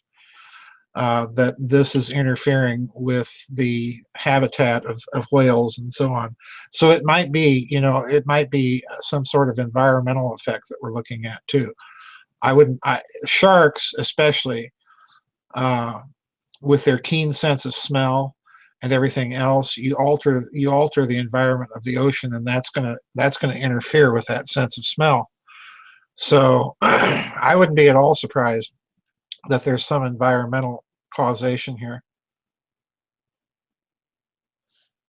Well, I saw another interesting story just to round out our things with tea segment, and it's from New York Daily News, and it's big-brained dolphins and whales lead human-like lives. And what they've done is they've studied and found that, hey, look, the bigger the brain, the more like human beings they act, and that dolphins or whales, and whales are found actually using certain kinds of tools. They have specific calls to each other, and they help each other raise their little ones. And all of these advanced traits seem to relate to the size of the brain in the animal. And in fact, they find some other symptoms like whether they're in large groups. So if they tend to be in large groups and have large brains, they tend to act like humans. If they tend to have smaller brains, they tend to form smaller groups, and they tend to act less human-like. If human, there's always a fallacy in this kind of anthropocentric thinking that human intelligence is the highest intelligence or the only intelligence, or is the standard by which you rate intelligence on a sliding vertical scale of hierarchy. It doesn't allow for the possibility of the intelligence of Leviathan, so to speak. So I couldn't help but think, if big brain dolphins, and this was recent, this came out in the news today, both of these stories, the sharks and alligators and the big brain dolphins and whales, I couldn't help but draw an immediate correlation between those two things and think, sharks and alligators aren't dolphins and whales. They have smaller brains, but right. They certainly exhibit a kind of extreme intelligence that, to me, makes me think a lot about the development of AI. All we're really doing with AI is we're replicating the kind of processes that you could say, if you stop comparing it to human beings, if you compare AI, our current AI technology, to human beings, it looks pretty dumb. If you compare our AI technology to the behavior of sharks and alligators, it starts looking really darn smart. And so do sharks and alligators. And I began thinking that, we tend to explain human behavior ever since the theory of evolution to insects. We tend to treat it as though animals' behavior is automated. And yet we're building machines that our goal is to create something that doesn't merely have automatic responses. Right. That is able to sort of operate on its own, be exploratory, teach itself, learn from environmental criteria. If we can build a computer that does that, wouldn't we, and we're also using biotechnology to do that, why wouldn't it be likely or possible that existing biological entities other than ourselves could think at least at the level of the type of androids we want to create? And that made me think that maybe one of the reasons for changes in behavior of sharks and alligators, and indeed beached whales, they aren't just responding to automatic environmental criteria. Why is no one asking the theory that maybe they're thinking and actually making decisions? Right. And that's a line of inquiry it bothers me that we're not pursuing. Well, I agree with you. I think that there has been a dangerous tendency um, within Western civilization to, as you say, to use human intelligence as the canon on a vertical sliding scale of everything else. And I view it more as a kind of a horizontal scale, that there's probably many different kinds of intelligence. I've never bought the idea, for example, I'm kind of in the C.S. Lewis camp, that animals have an emotional life, that they have an intelligence, and some of them may even have a limited sense of self-awareness that defies normal explanation. A lot of this viewing of animals as nothing but kind of biological machines comes out of the Middle Ages, and frankly from distortions of what medieval theologians and philosophers were actually thinking. Case in point, St. Basil of Caesarea, one of the Cappadocian fathers, uses the same term which is used in theology for the human person. He will also use that term of particular horses and so on and so forth. So in other words, he's thinking in a very different way about the animal kingdom than we're used to thinking now in the modern West. And I tell this story because it's one of my favorite stories. Everybody that's a member here, that's been a member for quite a while, will know this story. My friend Scott DeHart, when I was living out in California trying to help him out, he has a pet African gray parrot. And when I would leave in the morning to take his young son to school, because Scott had to be at his school much earlier, so I drove Benny to school and Scott would pick him up on the way back. And as we were going out the door, I had always turned to Murray, his cage was right by the door, and I would say, "You be a good bird, I'll be right back." Well, one day as we were going out the door, I opened the door, I turned to Murray, and before I could say anything, this African gray parrot says, "I'll be a good bird." and, and Scott's son and I just both froze, and we looked at each other. And his son said, did he just say what I thought he heard? And I said, yes, he did. So in other words, this bird, never having heard this sentence before, put together a grammatical sentence in the English language, which he'd never heard before, used it in the proper context, and to this day, I'm flabbergasted. You know, that shows self-awareness, that shows awareness of the situation, it shows intelligence, and so on and so on. So yeah, I agree with you. I think that we have to look at intelligence in a much broader plane. And could this animal behavior of these animals doing this, could this be the result of thought rather than instinct?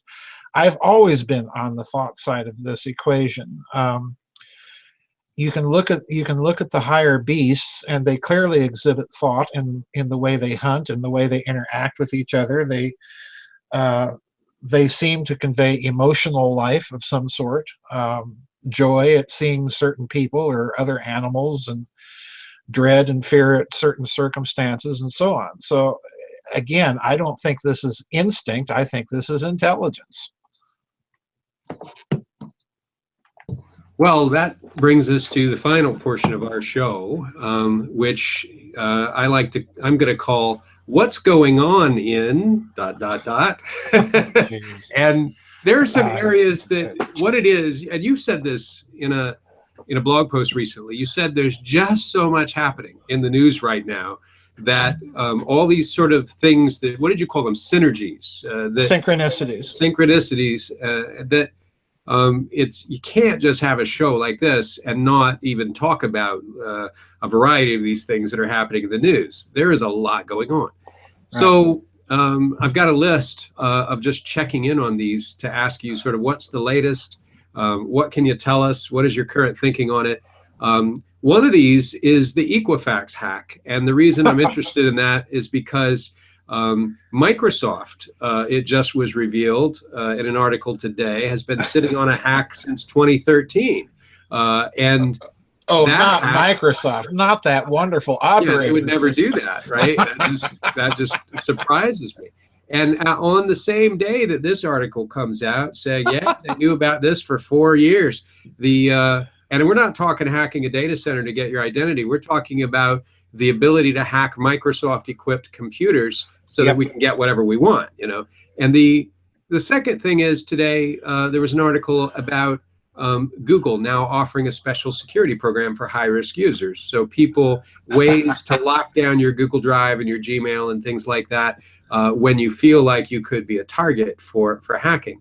So this meme and issue of hacking, everybody's scrambling fast. And it tells me that, you know, given how long Equifax sat on it and how long Microsoft sat on it, there is a lot more penetration going on than ever makes the news. Yep. And that it's incredibly widespread. And it's sort of like the Harvey Weinstein thing. You know, I was watching John Oliver, one of my favorite shows, last night, and he was talking about Harvey Weinstein. And I was pretty pissed because I'm not saying that what Harvey Weinstein has done is not wrong, but what angers me is the crucifixion of another human being. So one, he's getting help. Two, he's a jerk, sure, but you know, why single this guy out for so much vilification and not also pick on 5 or 6 other people that are obvious targets, from, you know, Bill Cosby on and to Bill O'Reilly. And it strikes me that people are they're realizing we've reached some kind of nexus where if it all comes out, a lot of people are going to be exposed, and you have to distance yourself from this. Right. There's a lot of other issues there that make women look like nothing but victims too, that they need rescuing and so on. But aside from that, it struck me that people are scrambling in the same way they're scrambling to deal with sexual harassment right now in the wake of the Weinstein news. Right. They're scrambling to deal with these hacks in the wake of the Equifax news. And so I wanted to ask you, what the hell is going on? You mean with the hacks? Well, with the Equifax hack, it seems like there's more to it than it looks like. But also, does this in fact imply that there is a vast penetration of our system? Oh yeah, I think a vast array of people.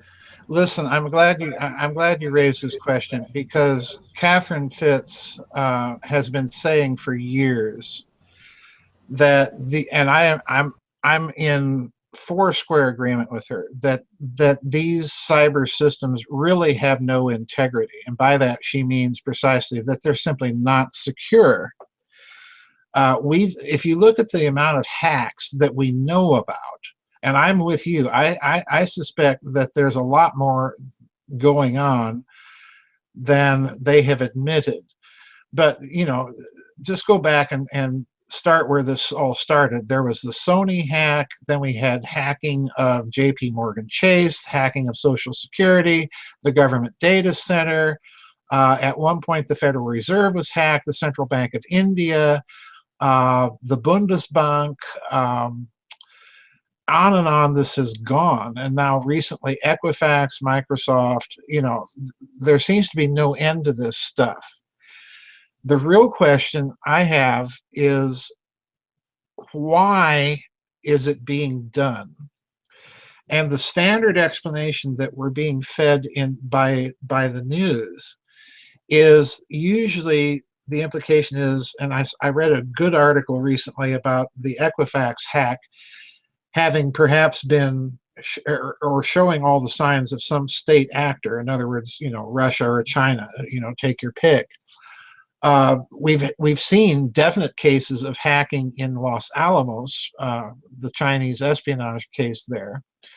So it's clear that state actors are involved in hacking each other. What I think is going on, however, is if you look at the pattern, the overall pattern of hacks, what you see are companies that are involved with the internet or with media or with the financial world. And I strongly suspect that there may be an extraterritorial actor here behind all of this, beyond the usual state actor suspects. And the question is, why are they doing it?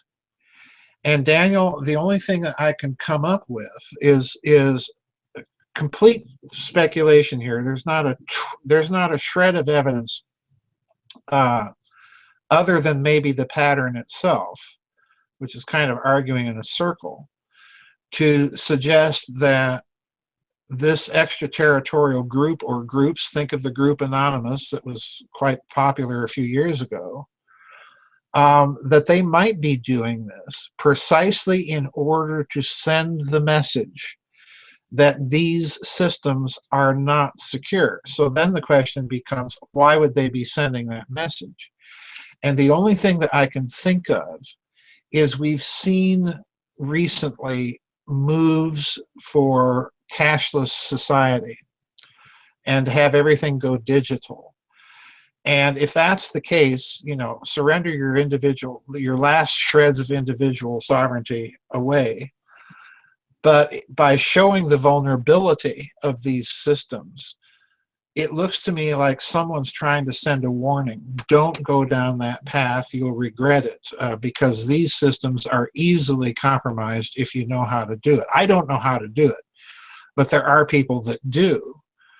And from the looks of it, Daniel, from what I read about the Equifax hack, where some infotech savvy people wrote this article about that particular hack showing all the signs of a state actor. They point out that it doesn't take much to assemble hacking teams to do certain tasks and perform a hack. You know, an initial team does the initial break-in. A second team, once it's in, establishes a number of programs and so on, and in one case even uses the host itself to store their data. You know, that's pretty brazen and blatant. But yeah, I think you have to look at the possibility that you've got extraterritorial actors here, perhaps even private groups, and that some of the motivation for it may not be, and this is going to sound crazy and wild, I know, but I've suspected this for quite some time, that some of the motivation for this may not necessarily be bad, but rather altruistic in nature, just to exhibit the vulnerability of these systems. There's more to this story than meets the eye, in other words, and I don't think that we are looking at the whole picture if we are looking simply at state actors in these things. I think there's a good possibility that some of it is being done by private groups like Anonymous. Well, it struck me, it's funny you should suggest that there might be an alternative reason. I actually thought of an alternative reason because the obvious reason is financial. I mean, but financial or intelligence gathering, right, and potentially the issue of control. But I actually thought about digital assets. You know, this is the age of Bitcoin. What would be a digital asset that someone could stand to reap if they had hacked Equifax for some reason other than identity theft? Because people are freaking out about identity theft. And I'm not knocking it. I'm not saying it's not also a thing. If I didn't have any ethics and I had access to a ton of information, right, when I got done using it, I would sell it to identity thieves. But what would I use it for in the first place?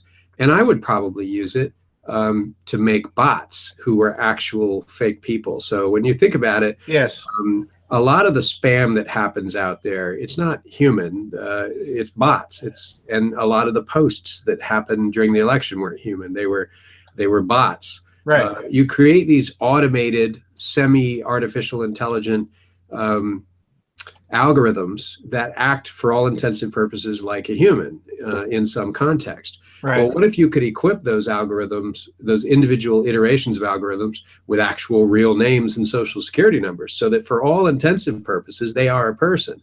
The only way, if that person could be Sure. me right now. You could be Sure. talking to an algorithm at this moment. The only evidence that you have that that's not true is that I'm responding very quickly and you can see me.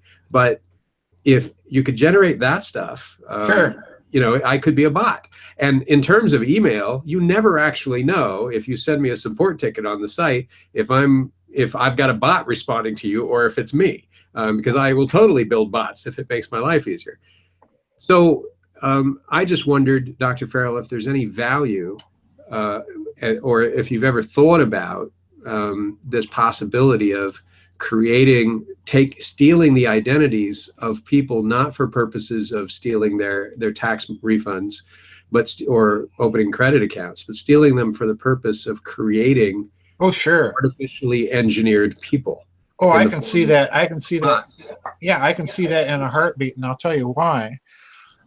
If you look at certain people that have written on the subject of information warfare, or whatever you want to call it, cyber warfare, precisely one of the techniques that they mention very specifically is the creation of, uh, so to speak, internet warriors to go on to targeted websites and, creating drama, stirring up contretemps, and so on and so forth, or giving out false information and so on.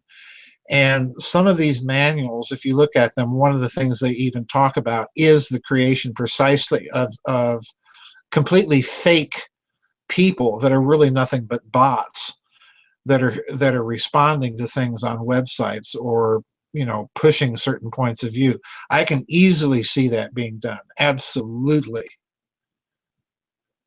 Well, so also in my list of what's going on with new radar on the Fitzgerald, uh, so doesn't that imply that radar was the problem to begin with? And isn't Yes. radar kind of an antiquated technology to be fixing right now? It strikes me as far-fetched. Like, could this be superficial? Like, oh, well, we'll put a new flag on it and some new captain's chairs and some radar and a gas microwave, a gas range or something. But the other thing is, if it's radar, what does radar have to do with it unless somebody found a way to penetrate a fairly mundane, almost analog system, and and and do a kind of digital warfare by exploiting that? So I don't understand what's going on. Why is the Fitzgerald getting new radar, Dr. Farrell? Well, number one, if you look at the picture of the ship after it was rammed, uh, it did sustain quite a lot of damage, and I can easily see that the system needs to be replaced. Here's the thing. I blogged about this recently, and just today got an email from somebody saying that the radar that they're replacing it with is apparently an upgraded form of system, which kind of supports the theory. And I responded to this guy, why don't you put this up as a comment? I think people would appreciate the additional information, the correction in certain circumstances, and the fact that, this seems to corroborate the overall theory. That's one thing that I think is key here. But let me give you my really high octane speculation. I need to take another quick break, but I want to mention this other thing when I come back.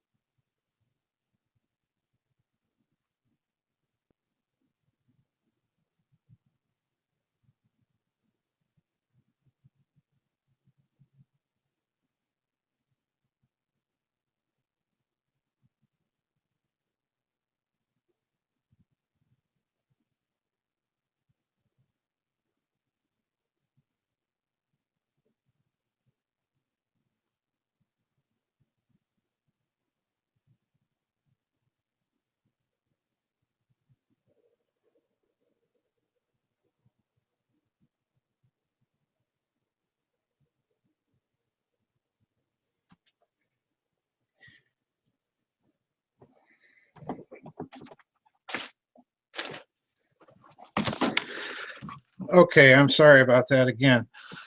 Here's the thing that bothers me about the whole Fitzgerald John McCain incident. There's actually several things that bother me about it. Number one, if we're getting a new radar and it apparently is some sort of upgraded version, that would indicate that the systems on our ships currently are not up to whatever weapon may have been used against them. The thing that bothers me here that no one seems to be talking about is, there's two things actually. The first is, one of the crewmen on the Fitzgerald reported in one of the articles I linked when I blogged about this, reported feeling mystification during the incident, which would seem to indicate that the crew itself, in addition to the ship's systems, was under some sort of possible manipulation by a technology, which would recall the Cuba embassy thing in a different way. And that means or implies that whatever system the Fitzgerald is getting might be a system designed to, besides being radar, be a system designed to jam any mental interference. The other problem I have with these two incidents, Daniel, and it's a whopper, and I honestly don't know of anyone who has written about this aspect of those two incidents.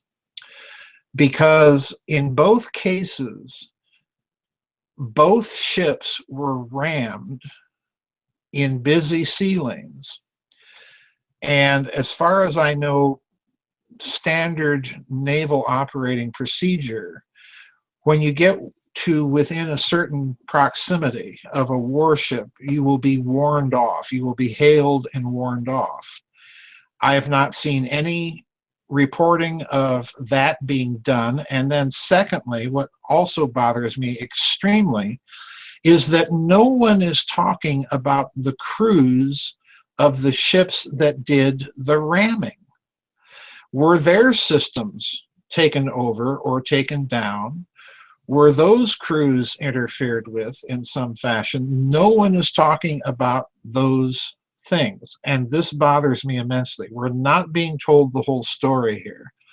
That I'm convinced.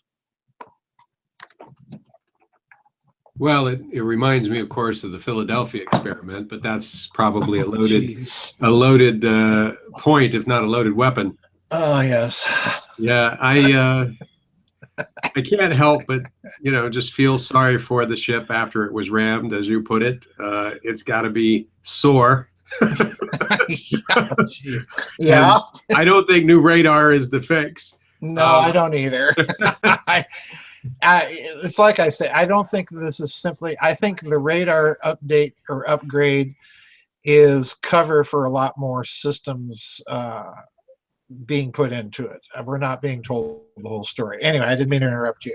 No, that's fine. And cheers, by the way. Cheers. It's time for a Guinness as we wind down the show. I want to ask you, this is the 800-pound gorilla in the room. There's a lot of these stories, but my gosh, Dr. Farrell, the Vegas shootings, I was like, okay, it's a lone nut.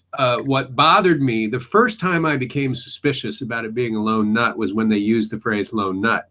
Because the moment everybody's telling you this was done by a lone nut, that's when it's like a magician.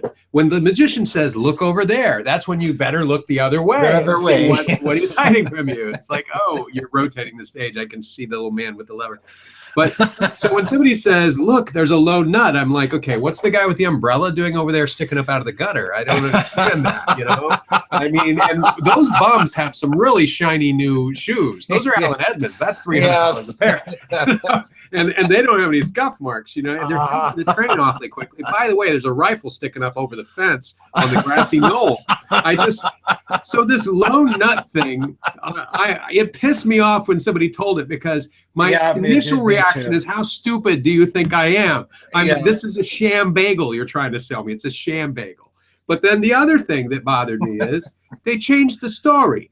Yeah. And so Yeah. this is when you begin to wonder if Hey, they're still changing it. they're still changing it again and again. So this is when you begin to wonder if the people that perpetrate lone nut conspiracies are only slightly, almost as dumb as the people they think we are. And so what happens is they change the story, and I'm like, okay, that's a little, what are you not telling us, where the security guard, this thing happens at a different time, before and after? That's a big difference. It's not like 2 minutes before or a minute before. It's before and after the whole shooting. That's a big deal. And then they change the story about the guard again. And I'm like, all right, now you're messing with me. You're either you're either teasing me now, or you're just, you really think I'm that dumb, or you're basically, this is how bad you've bungled it. And because there's just no reason to keep changing the story. This should be a pretty straightforward investigation. I was ready, Dr. Farrell, to think, why isn't anybody saying the obvious? The guy wanted to die, and like a lot of suicidal people, he was just too cowardly to go alone. He decided to take as many people with him as possible. But that doesn't explain why you would target the fuel cells you would have mathematics written on a piece of paper in your room for targeting the fuel cells at an airport nearby. Right. My question to you, Dr. Farrell, is the obvious one. What the hell is going on here? What I honestly think is going on here, and there's so many theories out right now that this was a bungled operation of some sort, that this is another false flag, because of the ISIS statements that, we're responsible and all of that. There's so many theories out there. I do think that there's enough at this juncture to suggest that this was not simply Lee Harvey Paddock in his room at the Mandalay Hotel. I blogged just the other day about a lady who just died conveniently after she posted some comments, bless her heart, that she came right out and said, well, there were people shooting at us. And you read her comments carefully, and she's suggesting people on the ground shooting at them. And then, lo and behold, she turns up dead.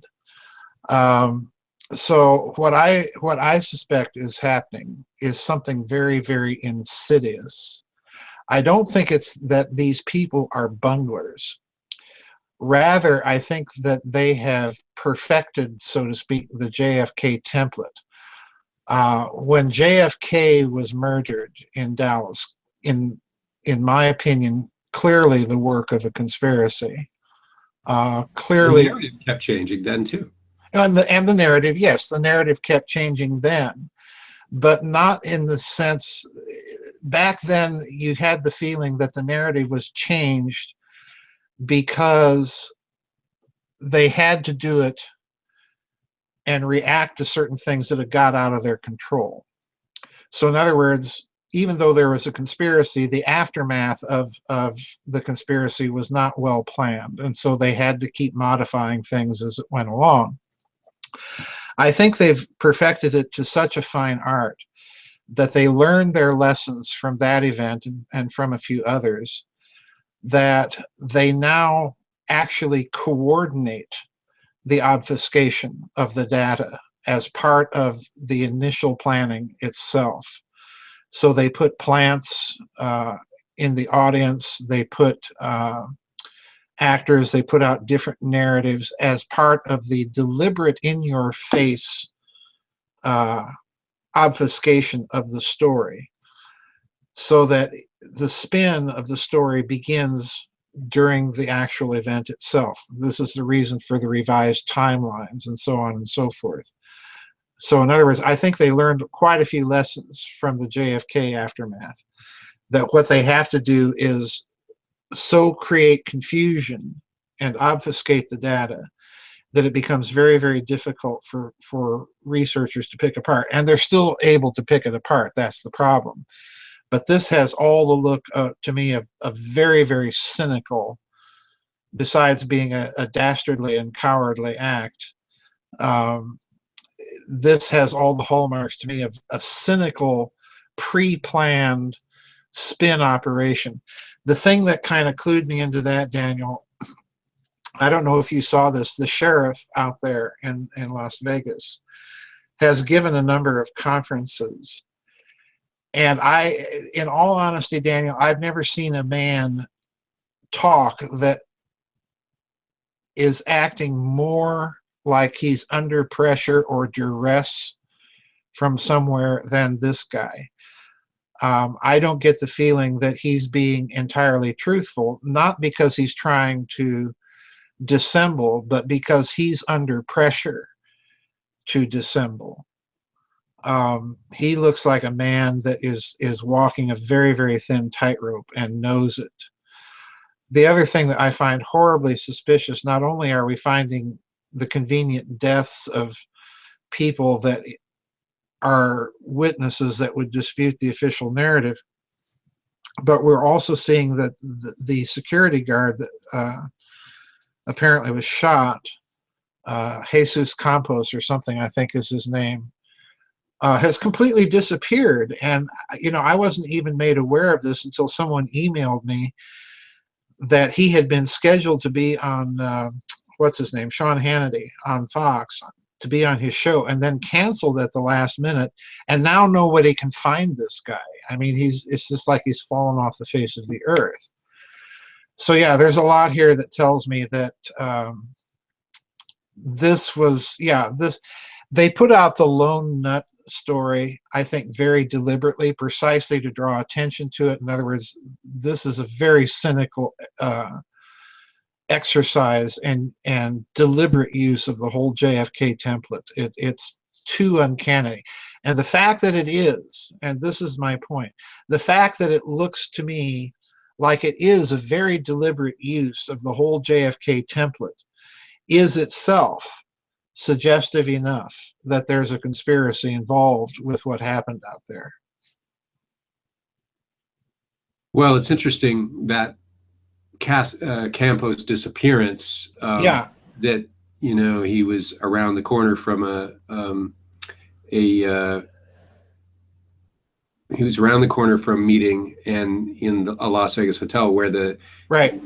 MGM had hired a security guard, I guess, for him, and then he disappeared from the hotel. Yep. And they were told that he was taken to some kind of medical center, but then that's the last anybody really ever heard of him. He went to one of those, not a medical center, but those, we have them here. Urgent care clinic. Urgent care, yeah, where you can just go down there if you got a right or whatever. That isn't the place you would take him if he had a medical complication from a shooting. Right. Especially since the hotel is going to cover any of this. right. And, or somebody is. So it just struck me as the kind of a very odd kind of situation. Well, the whole thing is odd because the pictures, another thing that struck me right away is when the first pictures of Lee Harvey Paddock's motel room were shown. Here's a guy that allegedly has just fired off hundreds of rounds, and yet I don't recall seeing, shell casings for hundreds of rounds of ammo that have just been fired in that room. Maybe they cleaned them up, I don't know, but I thought that was rather odd too. So yeah, the whole thing is just bad, very cynical, cowardly. Well, and the narrative reminds you a bit of the Flight 370 narrative. Yes. 370. Because they keep changing the story, and it keeps looking like just every so often you have to have a distracting direction to look for the plane. Yeah, exactly. And this is the other thing about this that bothers me, Daniel, is so much that's coming out now. While I think in a certain sense it's legitimate, I also think that it is distraction. In other words, there's so much, look here, look there. Like you say, the initial narrative was, oh, look, another lone nut. The whole thing is being spun and manipulated, and that's what bothers me about it. But that alone, to me, is proof of conspiracy in the whole matter. Oops, can't hear you. Oh, so there's another issue that I want to ask about, which is, and my mom wouldn't have liked this. I remember my mom driving around in traffic, and she cursed at everybody, and she was saying driving is such a battle. And I'm like, yeah, because they got you, Mom. That is a battle. Yeah, I don't want to be out there with you. But I found it odd that in the 70s, my mother used to curse at women drivers. And she's like, women drivers, they shouldn't be driving. And I'm like, but you're driving. You don't You're a dare woman and you're driving. You didn't question my mom about such things. You just accepted the inconsistency and went on. But until it comes to Saudi Arabia, which is an odd oh boy place to have women drivers suddenly on the road. And don't get me wrong, I don't share the sentiment with my mom. Very often I prefer to sit in the passenger seat and do something else as a woman drives. But I don't feel safe, but that's why I drive a Volvo. No, I'm kidding. But the three extra. He's just kidding, ladies. But that said, it's odd that Saudi Arabia is doing this. It seems at a time when I'd be watching my back if I were a Muslim country, thinking, they could rise up and throw us out. They seem to be leading the other way. And this comes on the heels of the Saudi conflict with another nearby country, a Muslim country as well. So what's going on with women drivers in Saudi Arabia? That's a good question. I blogged about this a little bit. If you look at what Saudi Arabia has been doing, particularly the Russo-Saudi summit, King Salman just visited Russia last week. It looks to me, and I'm crawling way out on the limb of speculation here. There's one more thing I want to mention before I mention the speculation, and that was, I think it was last year, a Saudi prince, and I forget his name, wrote an article where he was calling for a new Westphalian peace. And I thought that, that was a very weird, interesting thing for a Saudi prince to be invoking. And why would he be doing that?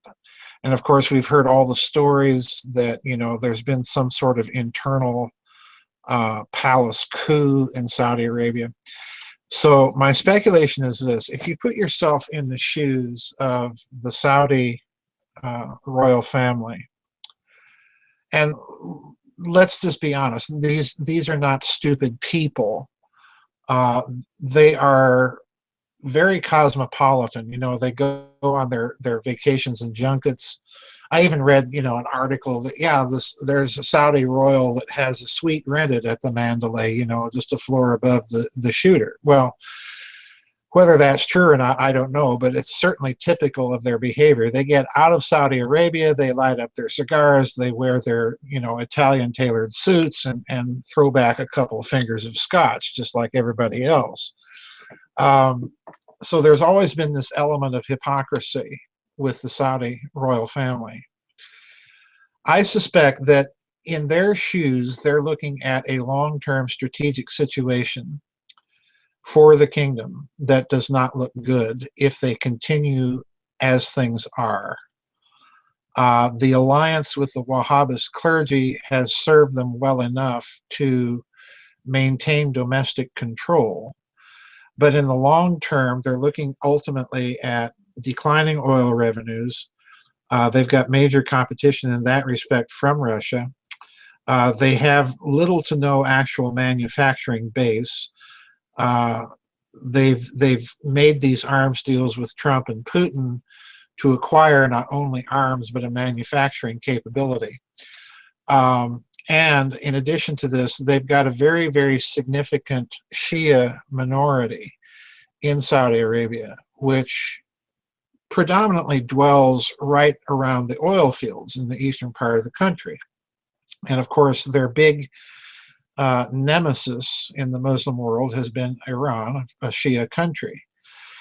So strategically, I think the Saudi royals, at least, or at least some of them, know that they have to make some significant changes in the Desert Kingdom. not only to retain power, but to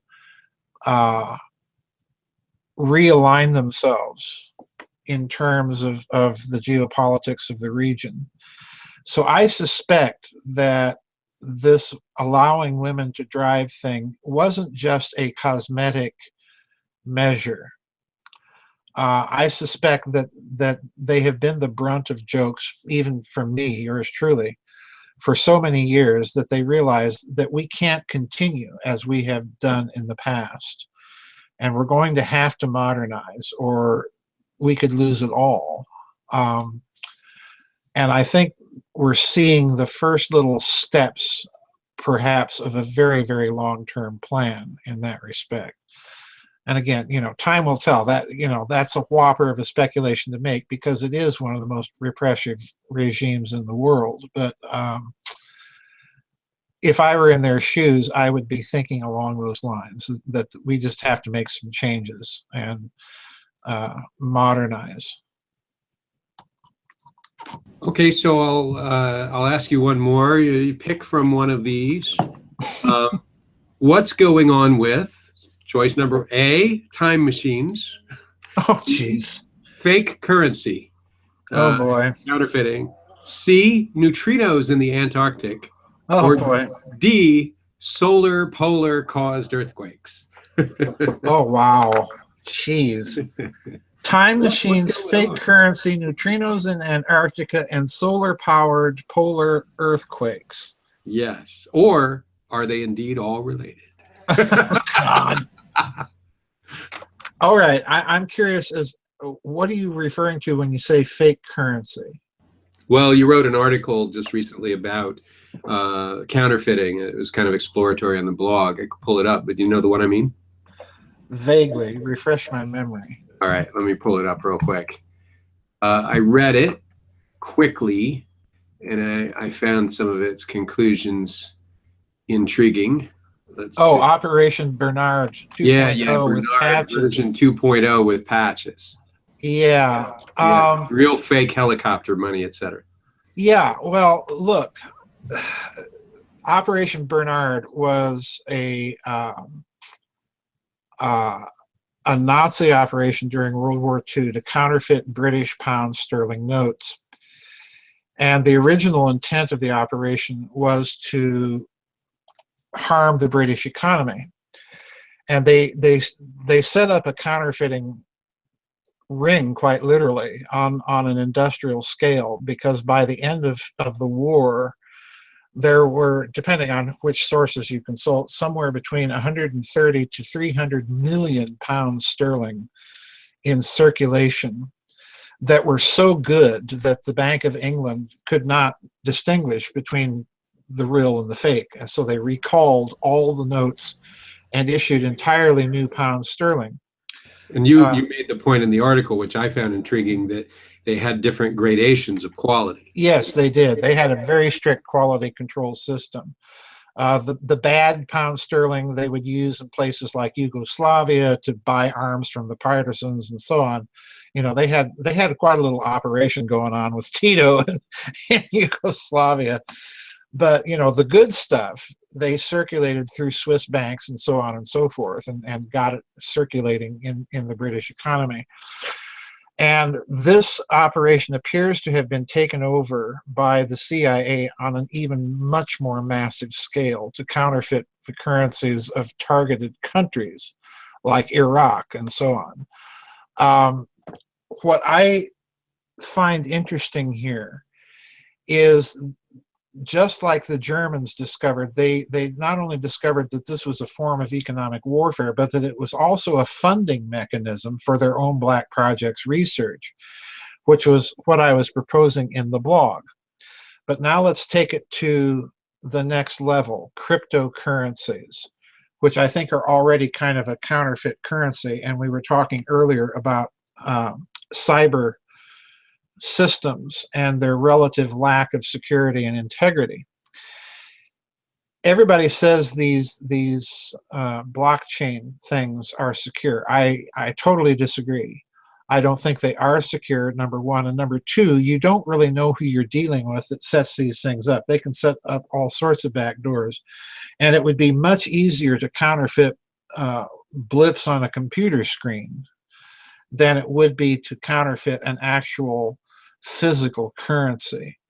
So I think there's another aspect even to these cryptocurrencies that people need to take a long, hard look at, because they appear to me to be the perfect vehicle for all sorts of mischief and fraud of kind of an electrical counterfeiting nature.